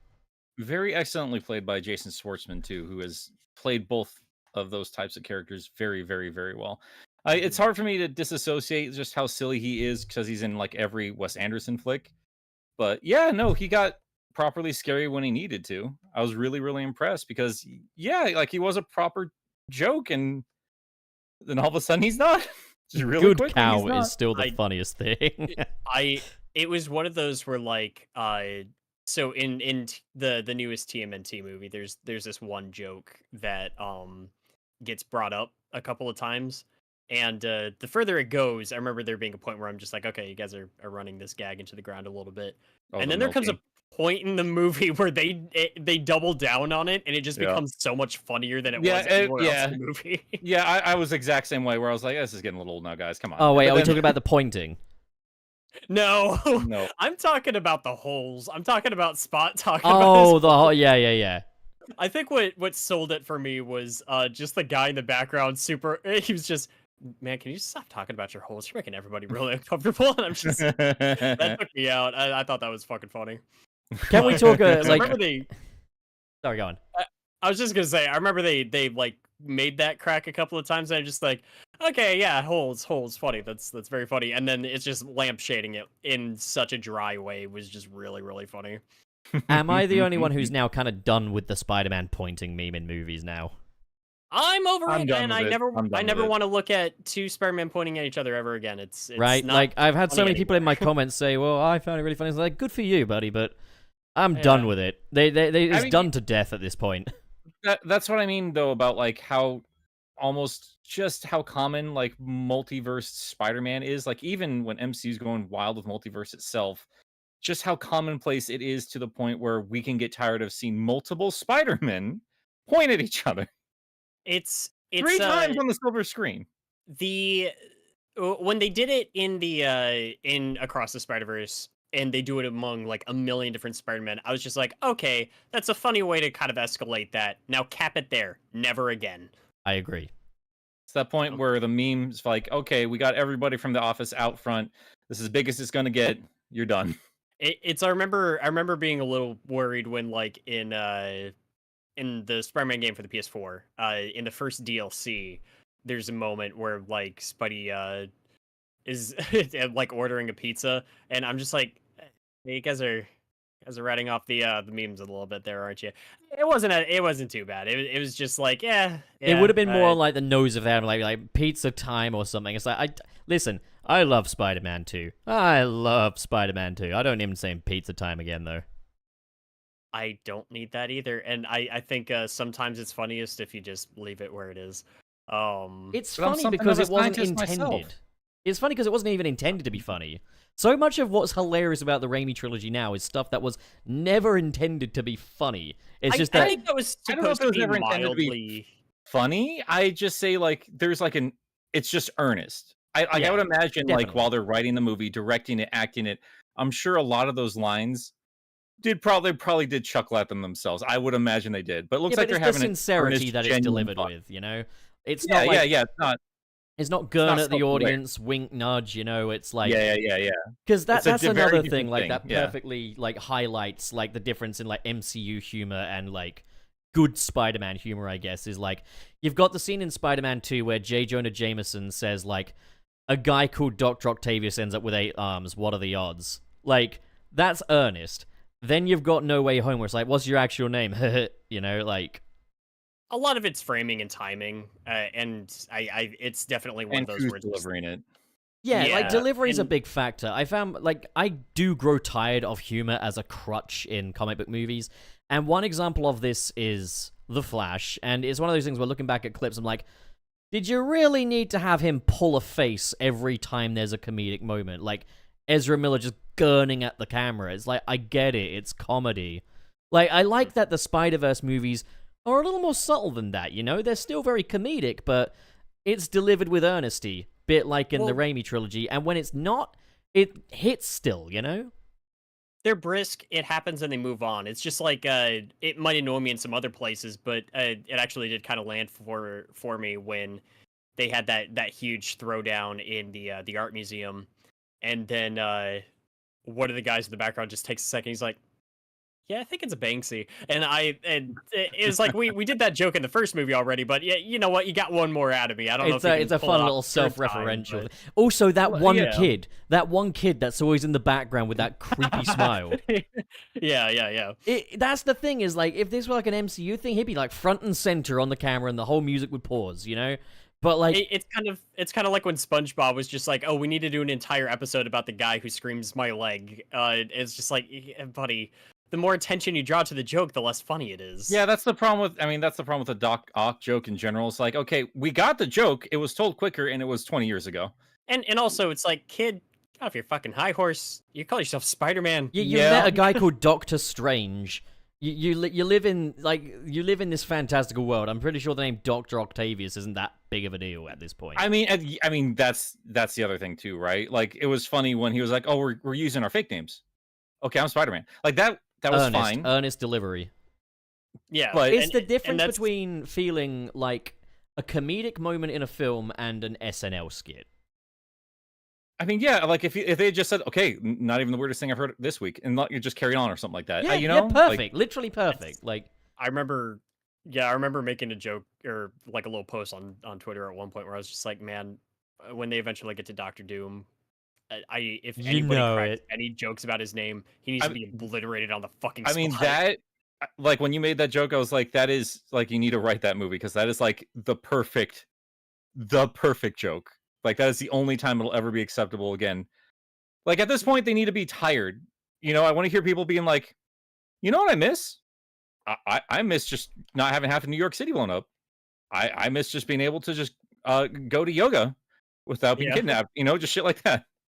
It's funny to me, like the material that's been doing this stuff for such a long time.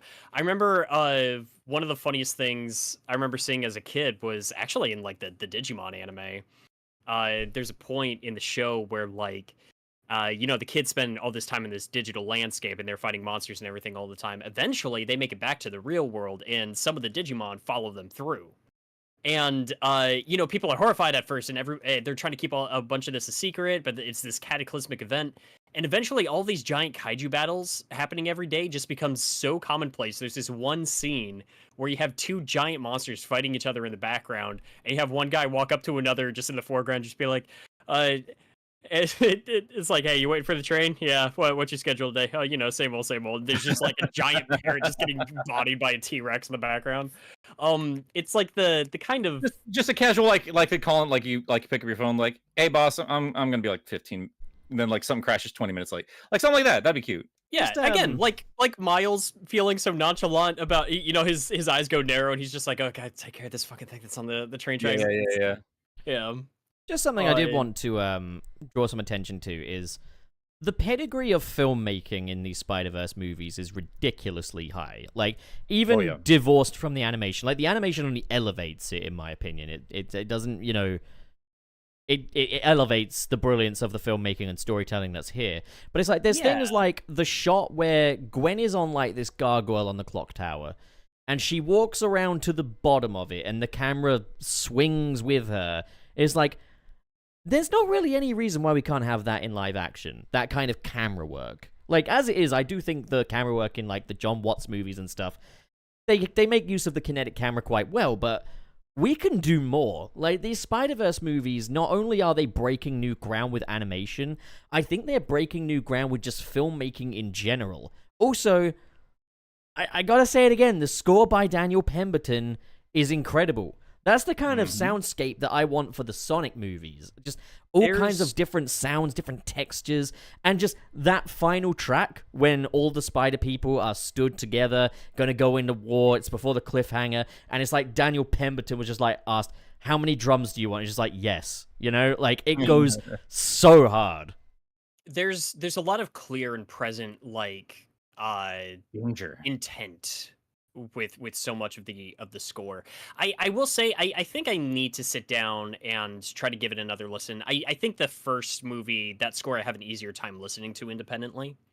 Yeah, and it also still, I mean, it was always going to be hard to top What's Up Danger. That was always going to be hard to top. Personally, I prefer this score to the first one, even like with the music tracks as well. Like, I did like What's Up Danger. The thing with that was, it's not the kind of song I would listen to in isolation of the film, because I'm just not much into that genre, but, like, still I respect it as a piece of music. The thing I found with the first movie, there was a lot of textures going on, but the melodies were kind of, for me, a little too basic, in a way. Whereas with this new one, I just feel like there's just more going on, amidst those textures.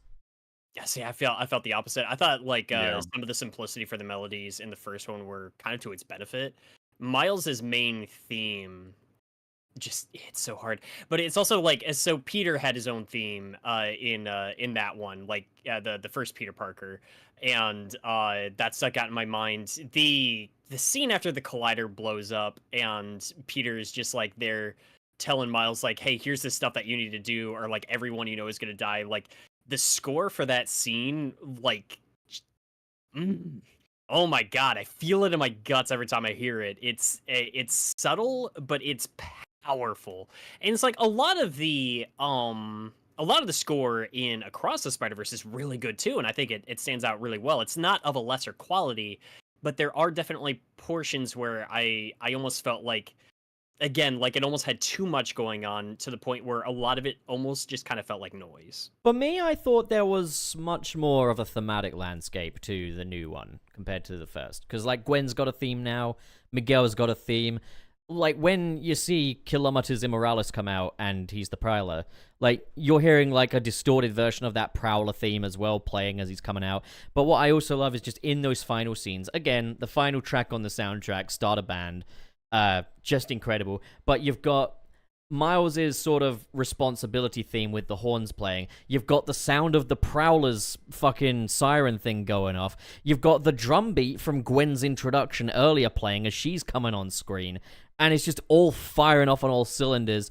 I also love how you've got elements of the What's Up Danger track when Miles jumps off of the terminal velocity train, and you even see some of the glass come off with his fingers, just like in that leap of faith scene, because he is effectively taking a leap of faith again, and he's scared again, They even have a moment where it's blink and you'll miss it, but during one of the little flash shots, you see him in his homemade suit from the first film. You see him in that little Halloween Party City outfit, and it's blink and you'll miss it, but I love how this movie brought together so much from that first one and just built on top of it. I think they did it with the collider, with the narrative.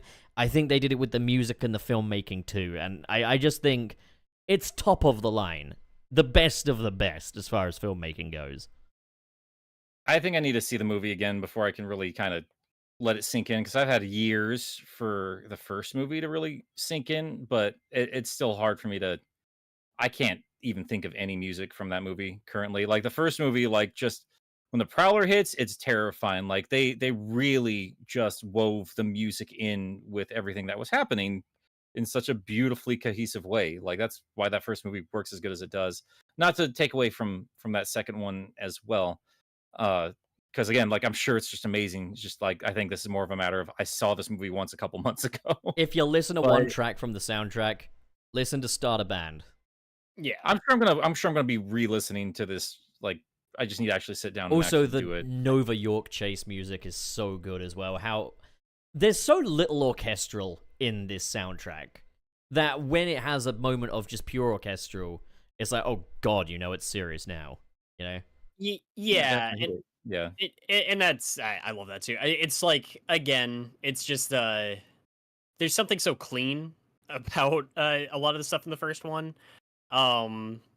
Spider-Man Loves You is still probably like one of my favorite tracks from a film score. It's so goddamn good. I have to listen to it. It's of that final swing from the end of the movie, and Oh right, yeah, of course, yeah. it's so fucking good. But yeah, I don't know. It's again, there's something so when the movie wants to get quiet and just kind of like sit on a scene for a bit. And again, like you, Nick, maybe it's not entirely fair. It's been a minute. I've seen the first one a million times, and it's been a little bit since I've seen the first one. I haven't gotten a chance to watch it a second time, and I do want to watch it again. And maybe like over time, I can come to love a lot of these elements in the second one as much as I do the first one. But there were moments when I was just kind of left with, I was kind of hoping for something that rivaled this track or this scene or this or that for me, and everything was consistently good. And I think that it rose to some higher highs in some areas, but not in the same way, if that makes sense. Yeah. Like I don't think they were trying to. I mean, I think they were trying to go for the same like powerful moment, like What's Up Danger was, like with that fight with Miguel. I didn't really see it as a leap of faith, though. I saw that as like, no, dude, I'm Spider-Man. No matter what all of you guys say, like that was like no, I fully know who I am, and I'm gonna, and like you said, I'm gonna do my own thing. Because like as people said, like they pointed out, was like, and I didn't even notice it because they don't say it. Is like, you know, he can turn invisible, right? And he doesn't do it up until he has all of the Spider-Man out of the facility. I was like, oh, that's really So good. smart. Oh yeah, he was playing his cards close with that one. Also, do just the also love- intensity of that as like the final battle for this film. I gotta say, that's like in my top tier of like Spider-Man final battles. Like, I like that it was just a chase. yeah, I also I like like that that- it's Spider-Man versus Spider-Man. You know, It was not a fight, it was a conflict, and it was a Yeah. strong one. Yeah. It wasn't yeah. actually like a full-on like final fight in the traditional sense. And really God, I fucking love this movie. yeah, it was really good. Like, I don't do- just love this movie. I fucking adore. You know, I know when I fucking adore a movie, I get a little rubbery feeling in the throat when I'm talking about it. You know, I get the same Yeah. thing when I'm talking about like Spider-Man 2 and how great that movie is. Like, and I guess I'm just so grateful to have a movie that is reaching those highs for me again. Like, it's not something I take for granted. I always kind of resign myself to, like, you know, the Raimi trilogy's my Spider-Man, and nothing's ever gonna quite live up to that, and that's okay. I don't need it to. But now we're getting something like, oh, where did you come from? What are you doing? You know, hey, you know. There's something special when like you experience something that you've had a favorite thing for so long, and then finally something comes around to just kind of be like, we might have something for you here. It's happening again, you know, like. Yeah. What I think's beautiful too is like, I mean, it's not just about us either. Like, there's a whole group of folks just by the color of their skin that can better relate to Spider-Man and feel that kind of joy that like they've never been able to properly connect with before. There are new generations of people that are going to be able to love this. And while people argue death about this, like actually telling a teenager story about like trying to come into your own, and like kind of at least alluding to like the trans just being trans, especially in this day and age, and like they just subtly alluding to that, while also like, calm down nerds, they're not saying that Gwen is trans, It's just a but way they you can are relate saying to we it. can It's an see you, accent, like we see effectively. you guys, you know. Yeah. And my thing is like I don't care if like Gwen was intended to be a trans allegory or not. If that's the message that people are taking from that and that affects them in a positive way, like fucking let them have it. Like sometimes some Yeah. of the best interpretations of media are retroactive things that they see in something that maybe the original writer wasn't intending, but like it still works. And I they think let the them keep allegory it. is absolutely intentional, but I think so. I think don't there think are it's big necessarily to I think say. it. I don't think it's I think necessarily there's- said she is. I mean, she can be. There's no reason why she shouldn't be. But like, Oh, I would believe it. Like if someone were to tell me like if someone were to kind of come and say like yeah no that's definitely what we intended for that to be, I would not be surprised in the least. I think it. there's Yeah, I think definitely it was enough at there. least, at very least, intended to parallel it. I think there was Yeah. at the very least that accent. It's like what I said about the spaghetti in the Flash spoiler cast, and I'm gonna die on that hill. There are accents to themes, and it's kind of how you can relate things. Of course, relating to trans people is much more important than relating to spaghetti, but you understand what I'm saying here. And it's especially like I feel like that allegory would be especially important not only in today's day and age where that struggle is really really hard for a lot of people in that community, but it's also we're talking about this in the movie that is literally about being drowning in a sea of people that you feel like you're supposed to be able to relate to, but you're struggling to find your own voice and identify yourself for who Absolutely. you are instead of how Mhm. other people how other people keep telling you how your story is supposed to go. And Exactly it's do your own thing, be yeah, yourself. yeah.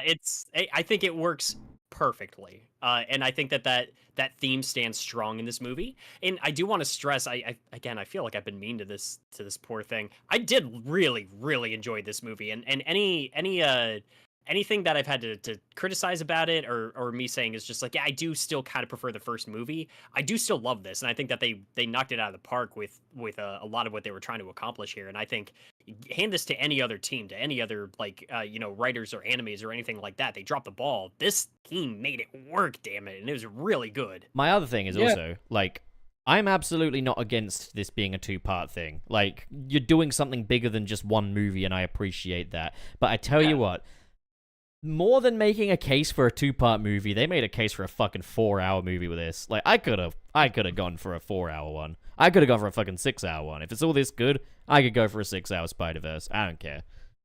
I know kids can't, though. I get it. Marketability and all that. I would watch a supercut. My Hey, wife when- couldn't. My wife was losing her mind. She's like, "When is this movie going to end?" That's fair. Oh. Not everyone can. Not everyone can. But, like, I could totally go for it. Give me a 6-hour Spider-Verse. I'm there.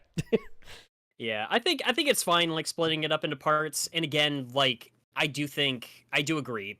Using Gwen as a framing device was a really smart way to do that. Not only for that particular allegory and how it does connect with the larger themes of the film. Even if in its own self-contained, if you don't read anything deeper into that, it still works, and it elevates a lot of what was going on with her. She goes through a full character arc in this movie. Absolutely. Yeah. She starts a band. The whole like first scene is like, "Oh, I never found the right band," and then the bandmates are like, "What are you fucking doing, Gwen?" She's like, "I'm fucking leaving this band."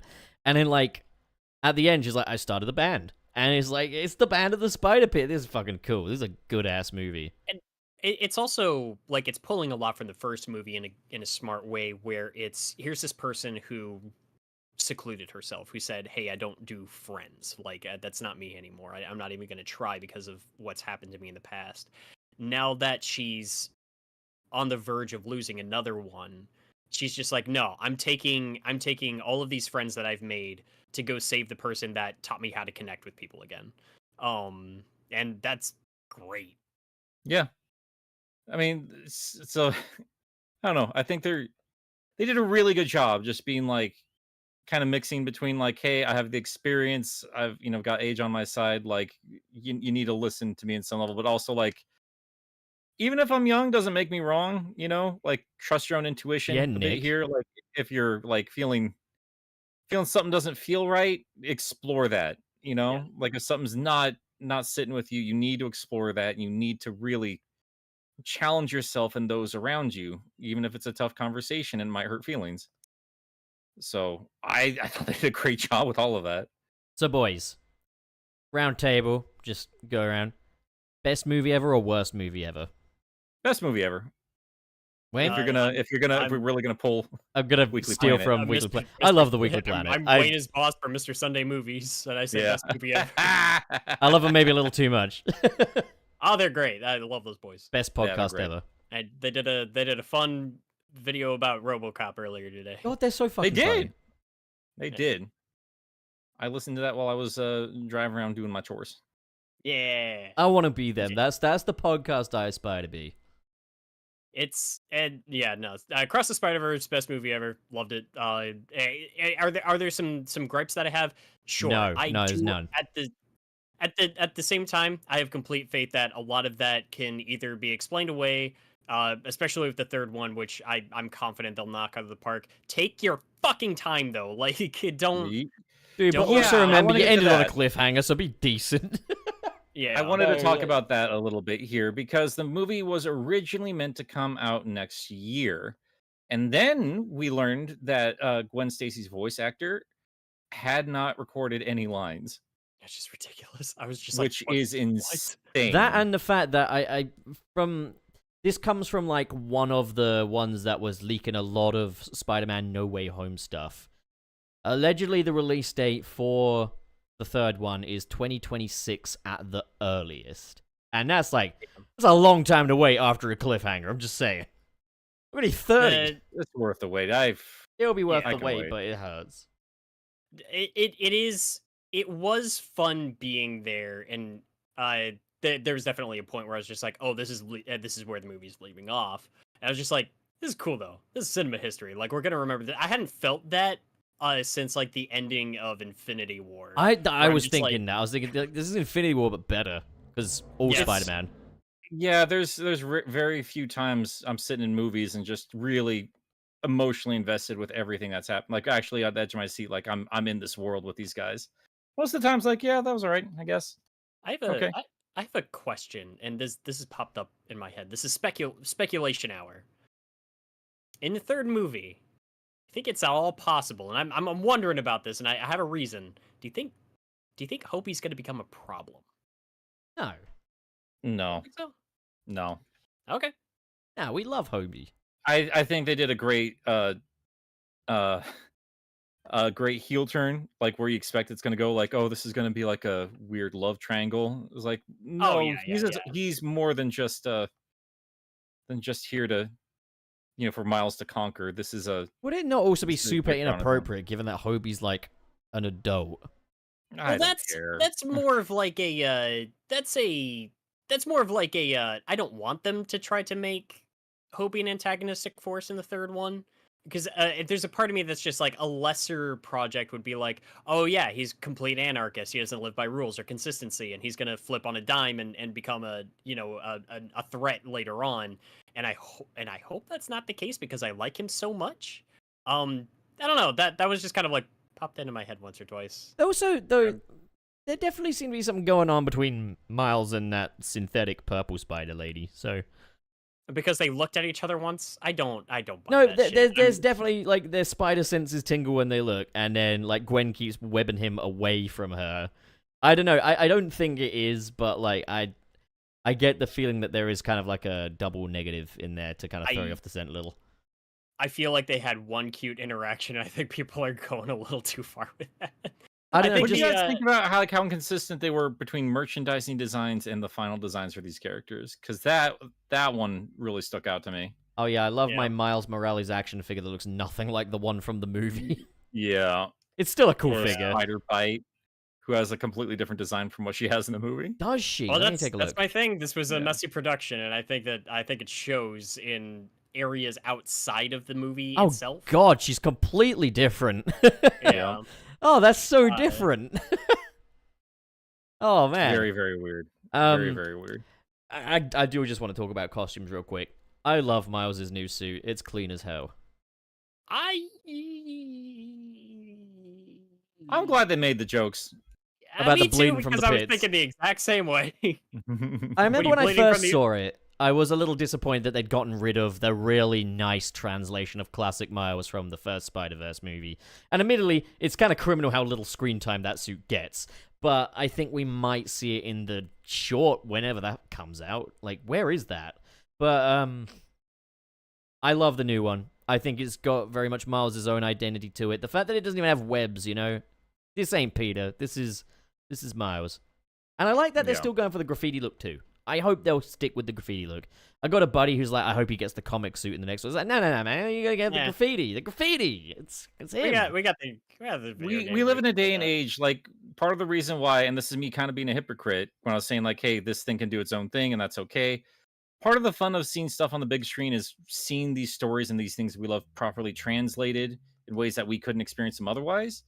And I definitely understand that in terms of like canon events and stuff like that. And like I've talked about a million times, big problem I had with Spider-Man 3 was how they interpreted that suit, because that was like the first time we would see it anywhere near live action, because we didn't just like there wasn't a lot of cool extra media for that quite yet. But now, like, let's be real, like the PS5 game models and like even the No Way fucking Home game art model book. from the No Way Home art book, like we got plenty of stuff. So even if you don't like exactly how it looks in this cartoon, there's a more realistic looking one in a video game. Just It- please which stop is putting crazy. fucking lines all over it, though. Yeah, it's like when people were complaining about the designs in Rise of the TMNT, and I'm just like, there's gonna be a new version of the Turtles next week. Like, Yeah, calm yeah. down.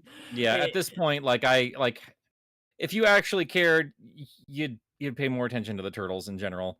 Like most people I hear talk about it, like they watch either the '89 show or they watch the 2K3 show, and like, oh, what's this? It's the It's same crap they've different. been doing for a minute, and it's still good. It's fine. It's Yeah. cyclical. I Black mean, April, like the one they had in the original fucking Yeah. comic. It's God it's TMNT made by people who watched Gurren Lagann. sakes. Oh, dude. They're re-releasing the Gurren Lagann movies in theaters. You also, did you hear that? fascinating weeb. I think Have you seen Adzinko Gurren brought it up, Lagann? but I completely I've forgot. only seen a couple episodes. It's so fucking Sorry, go ahead. Pup. I think Adzinko brought it up, but I completely forgot. I don't know if it was Adzinko now, but I think it was. Spider-Man Noir is getting an Amazon Prime series. And it's live action. He's still distributing all this stuff all over the place. Whatever. I don't care. I don't think Sony Better have than- a streaming service designated. Thank God. Yeah, I don't think so. Yeah, the no, best. if they did, Twisted Metal would have gone up on that, wouldn't it? I think that It went up on would've. Peacock. I heard that's pretty good. God, I You look know, forward I to the heard the days of same. analog I- television making a return. I've heard the same. I'm gonna be honest, I've never been particularly interested in Twisted Metal, but I might be willing to give the show a shot. I like Anthony Mackie. I think, love that series. Will Arnett sounds silly as Sweet Tooth, but I mean, like it just depends on what they're going for. Like, what is your version of Twisted Metal? That super dark, moody one, or the weirder, sillier one? You know. yeah. So, Um, but we're kind of moving off of Spider-Verse here. I mean, have we kind of covered everything we want to cover about this movie? Roundabouts, I'd say. I'm pretty done at this point, you know? Like, I reckon we could afford to move over to Super Chats if you guys were all finished. Sure. Yeah, I am down. I'm fine with that. Alrighty then. Wow.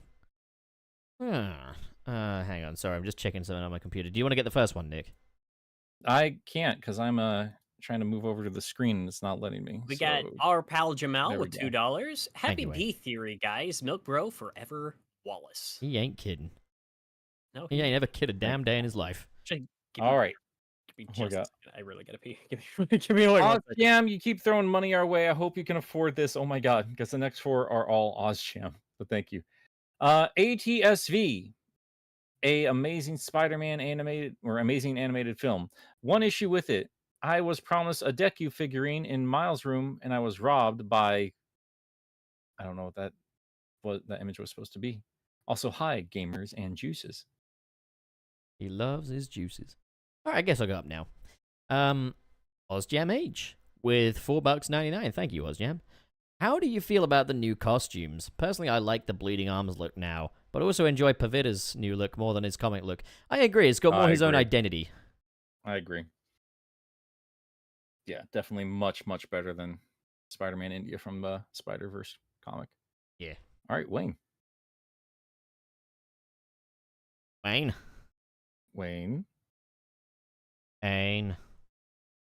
Okay. Well, right. I'll get OzJam's next one here. Another $2. Thank you. Want BTSV to have more anime to make people mad. What's That's BTSV? beyond the Spider-Verse. Oh, okay. OzJam H with $5. Hang on. If Toei Spider-Man was supposed to be in this film, would he have been live action or animated, considering amazing an MCU Uncle Aaron? That's a good point. It would be super awesome to see him in live action, but I reckon he'd be a little animated fella, I reckon. A bit like that other Insomniac Spider-Man that's just about, like... But that contradicts the live action, what's his face that we saw in the movie? Yeah, no, I know. I'm just saying maybe it's not the Nicholas Hammond Spider-Man. Maybe it's just like what they did with the Insomniac one, how there is just the other guy with the white spider on his back, just about. All right, so let's go ahead and get Alex Spark here. And I think that's our final one. Thank you. Yep. Miles had a pet peeve with Spot's ATM machine phrasing, but he felt the vice versa when he was hit with the chai tea. See, now that's a fun little bit of foreshadowing that doesn't overly lampshade itself. Yeah. No, that's cute. Like, we're all a little bit of hypocrites sometimes. I certainly am. So many times. No kidding. Uh-oh. Oh, sorry. I just missed all of those, didn't I? Where the hell did you go? Oh, God. I told what the hell is going on here?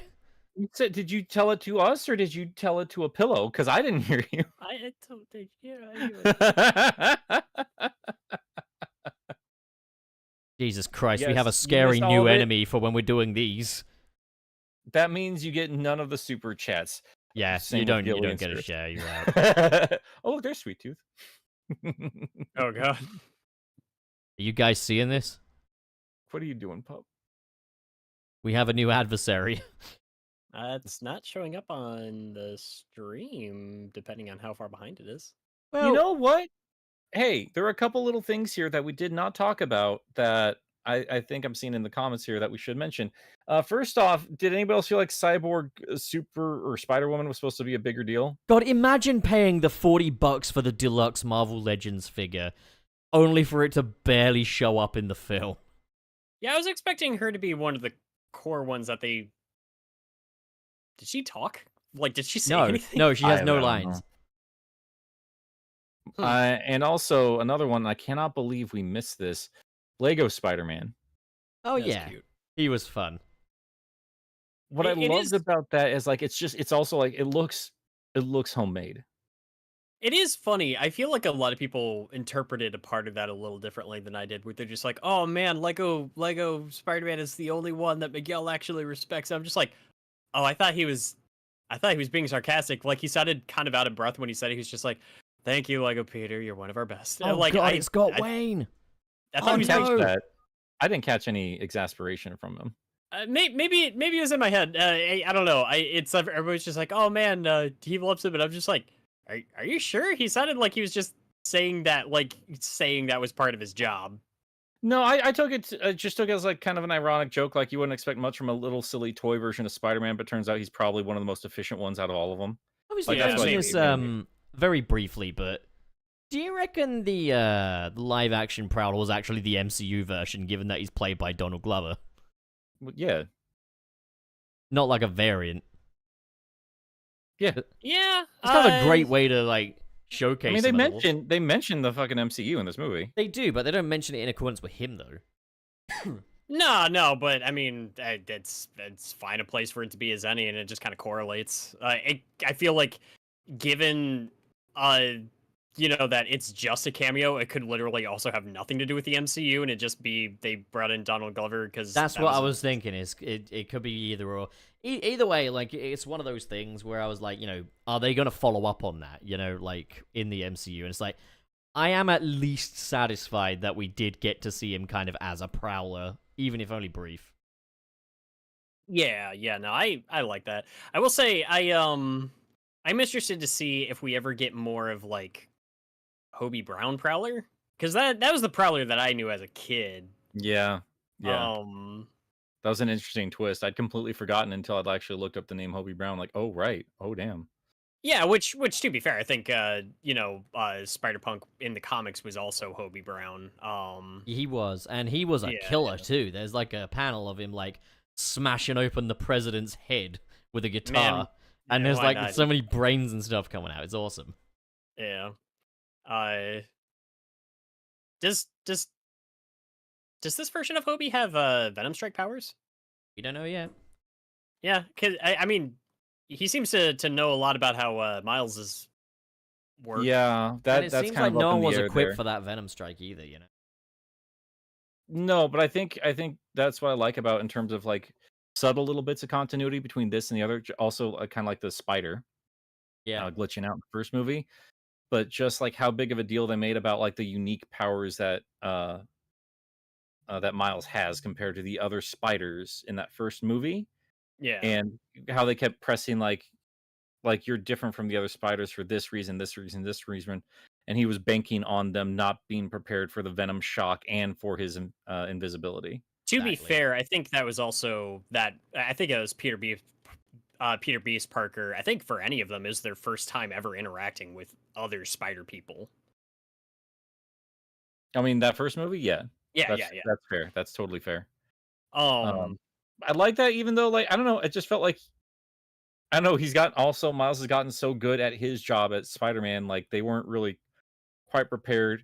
It was just such a nice growth from that first movie, right? Like, yeah, that first movie was about him evolving and becoming his own, but like he really, like the whole way through, like he knows what he's doing for the most part. I love that. So Pup, what am I looking at? Why is it cutting off my head? He's eating your head. He's just dancing. He's a new enemy. He's not carbo loading while he's dancing. Come on, man. I want to kill him. I want to dead him. Leave our fool alone. Well, guys, this has been our spoiler cast for Across the Spider-Verse. Love to know what you guys think as well. Be sure to share your thoughts and opinions. If you're catching this after the fact on one of the many podcast services, because I promise that is coming out as I figure out the challenges of YouTube. Oh, good for it. I'm glad.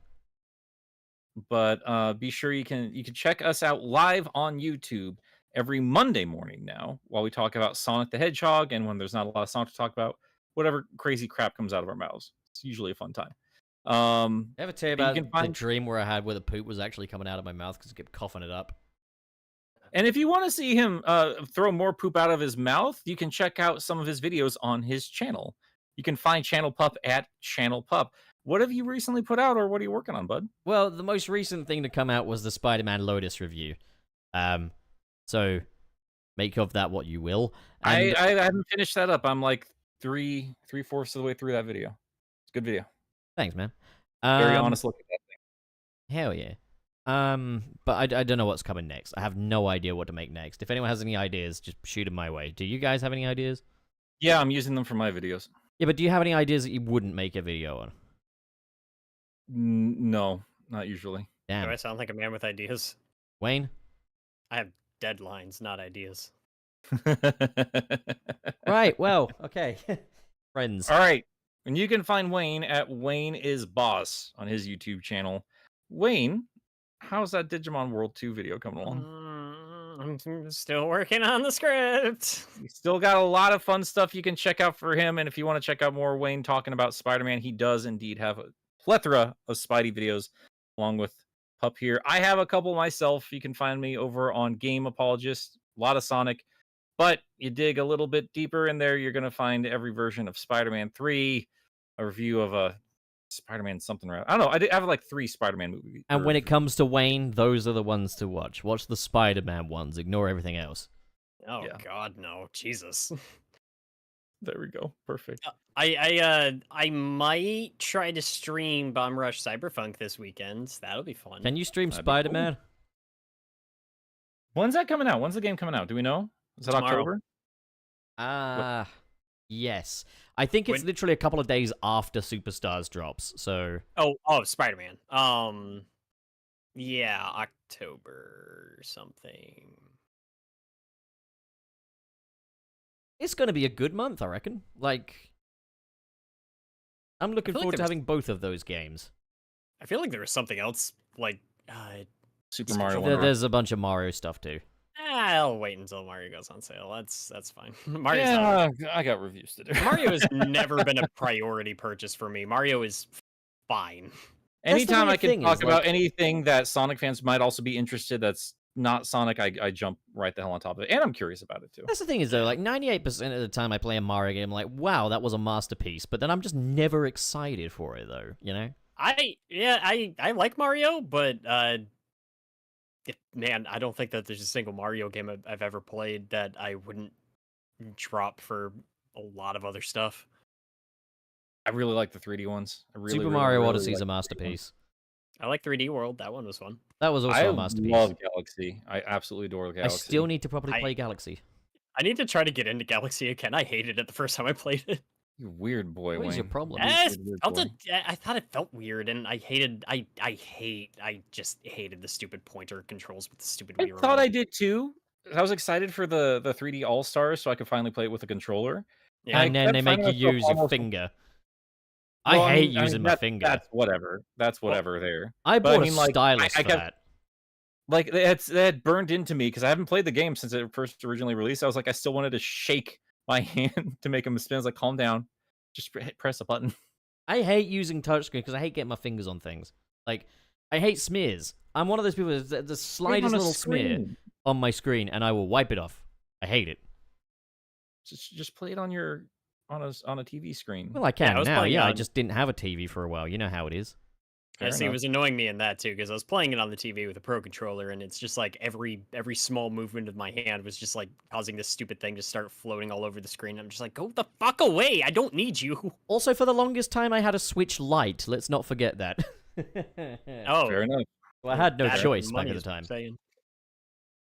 All right. Well, before this turns into should we get out of here? Let's get the hell out of here. Yeah, we're going. Right. Yeah. Yeah.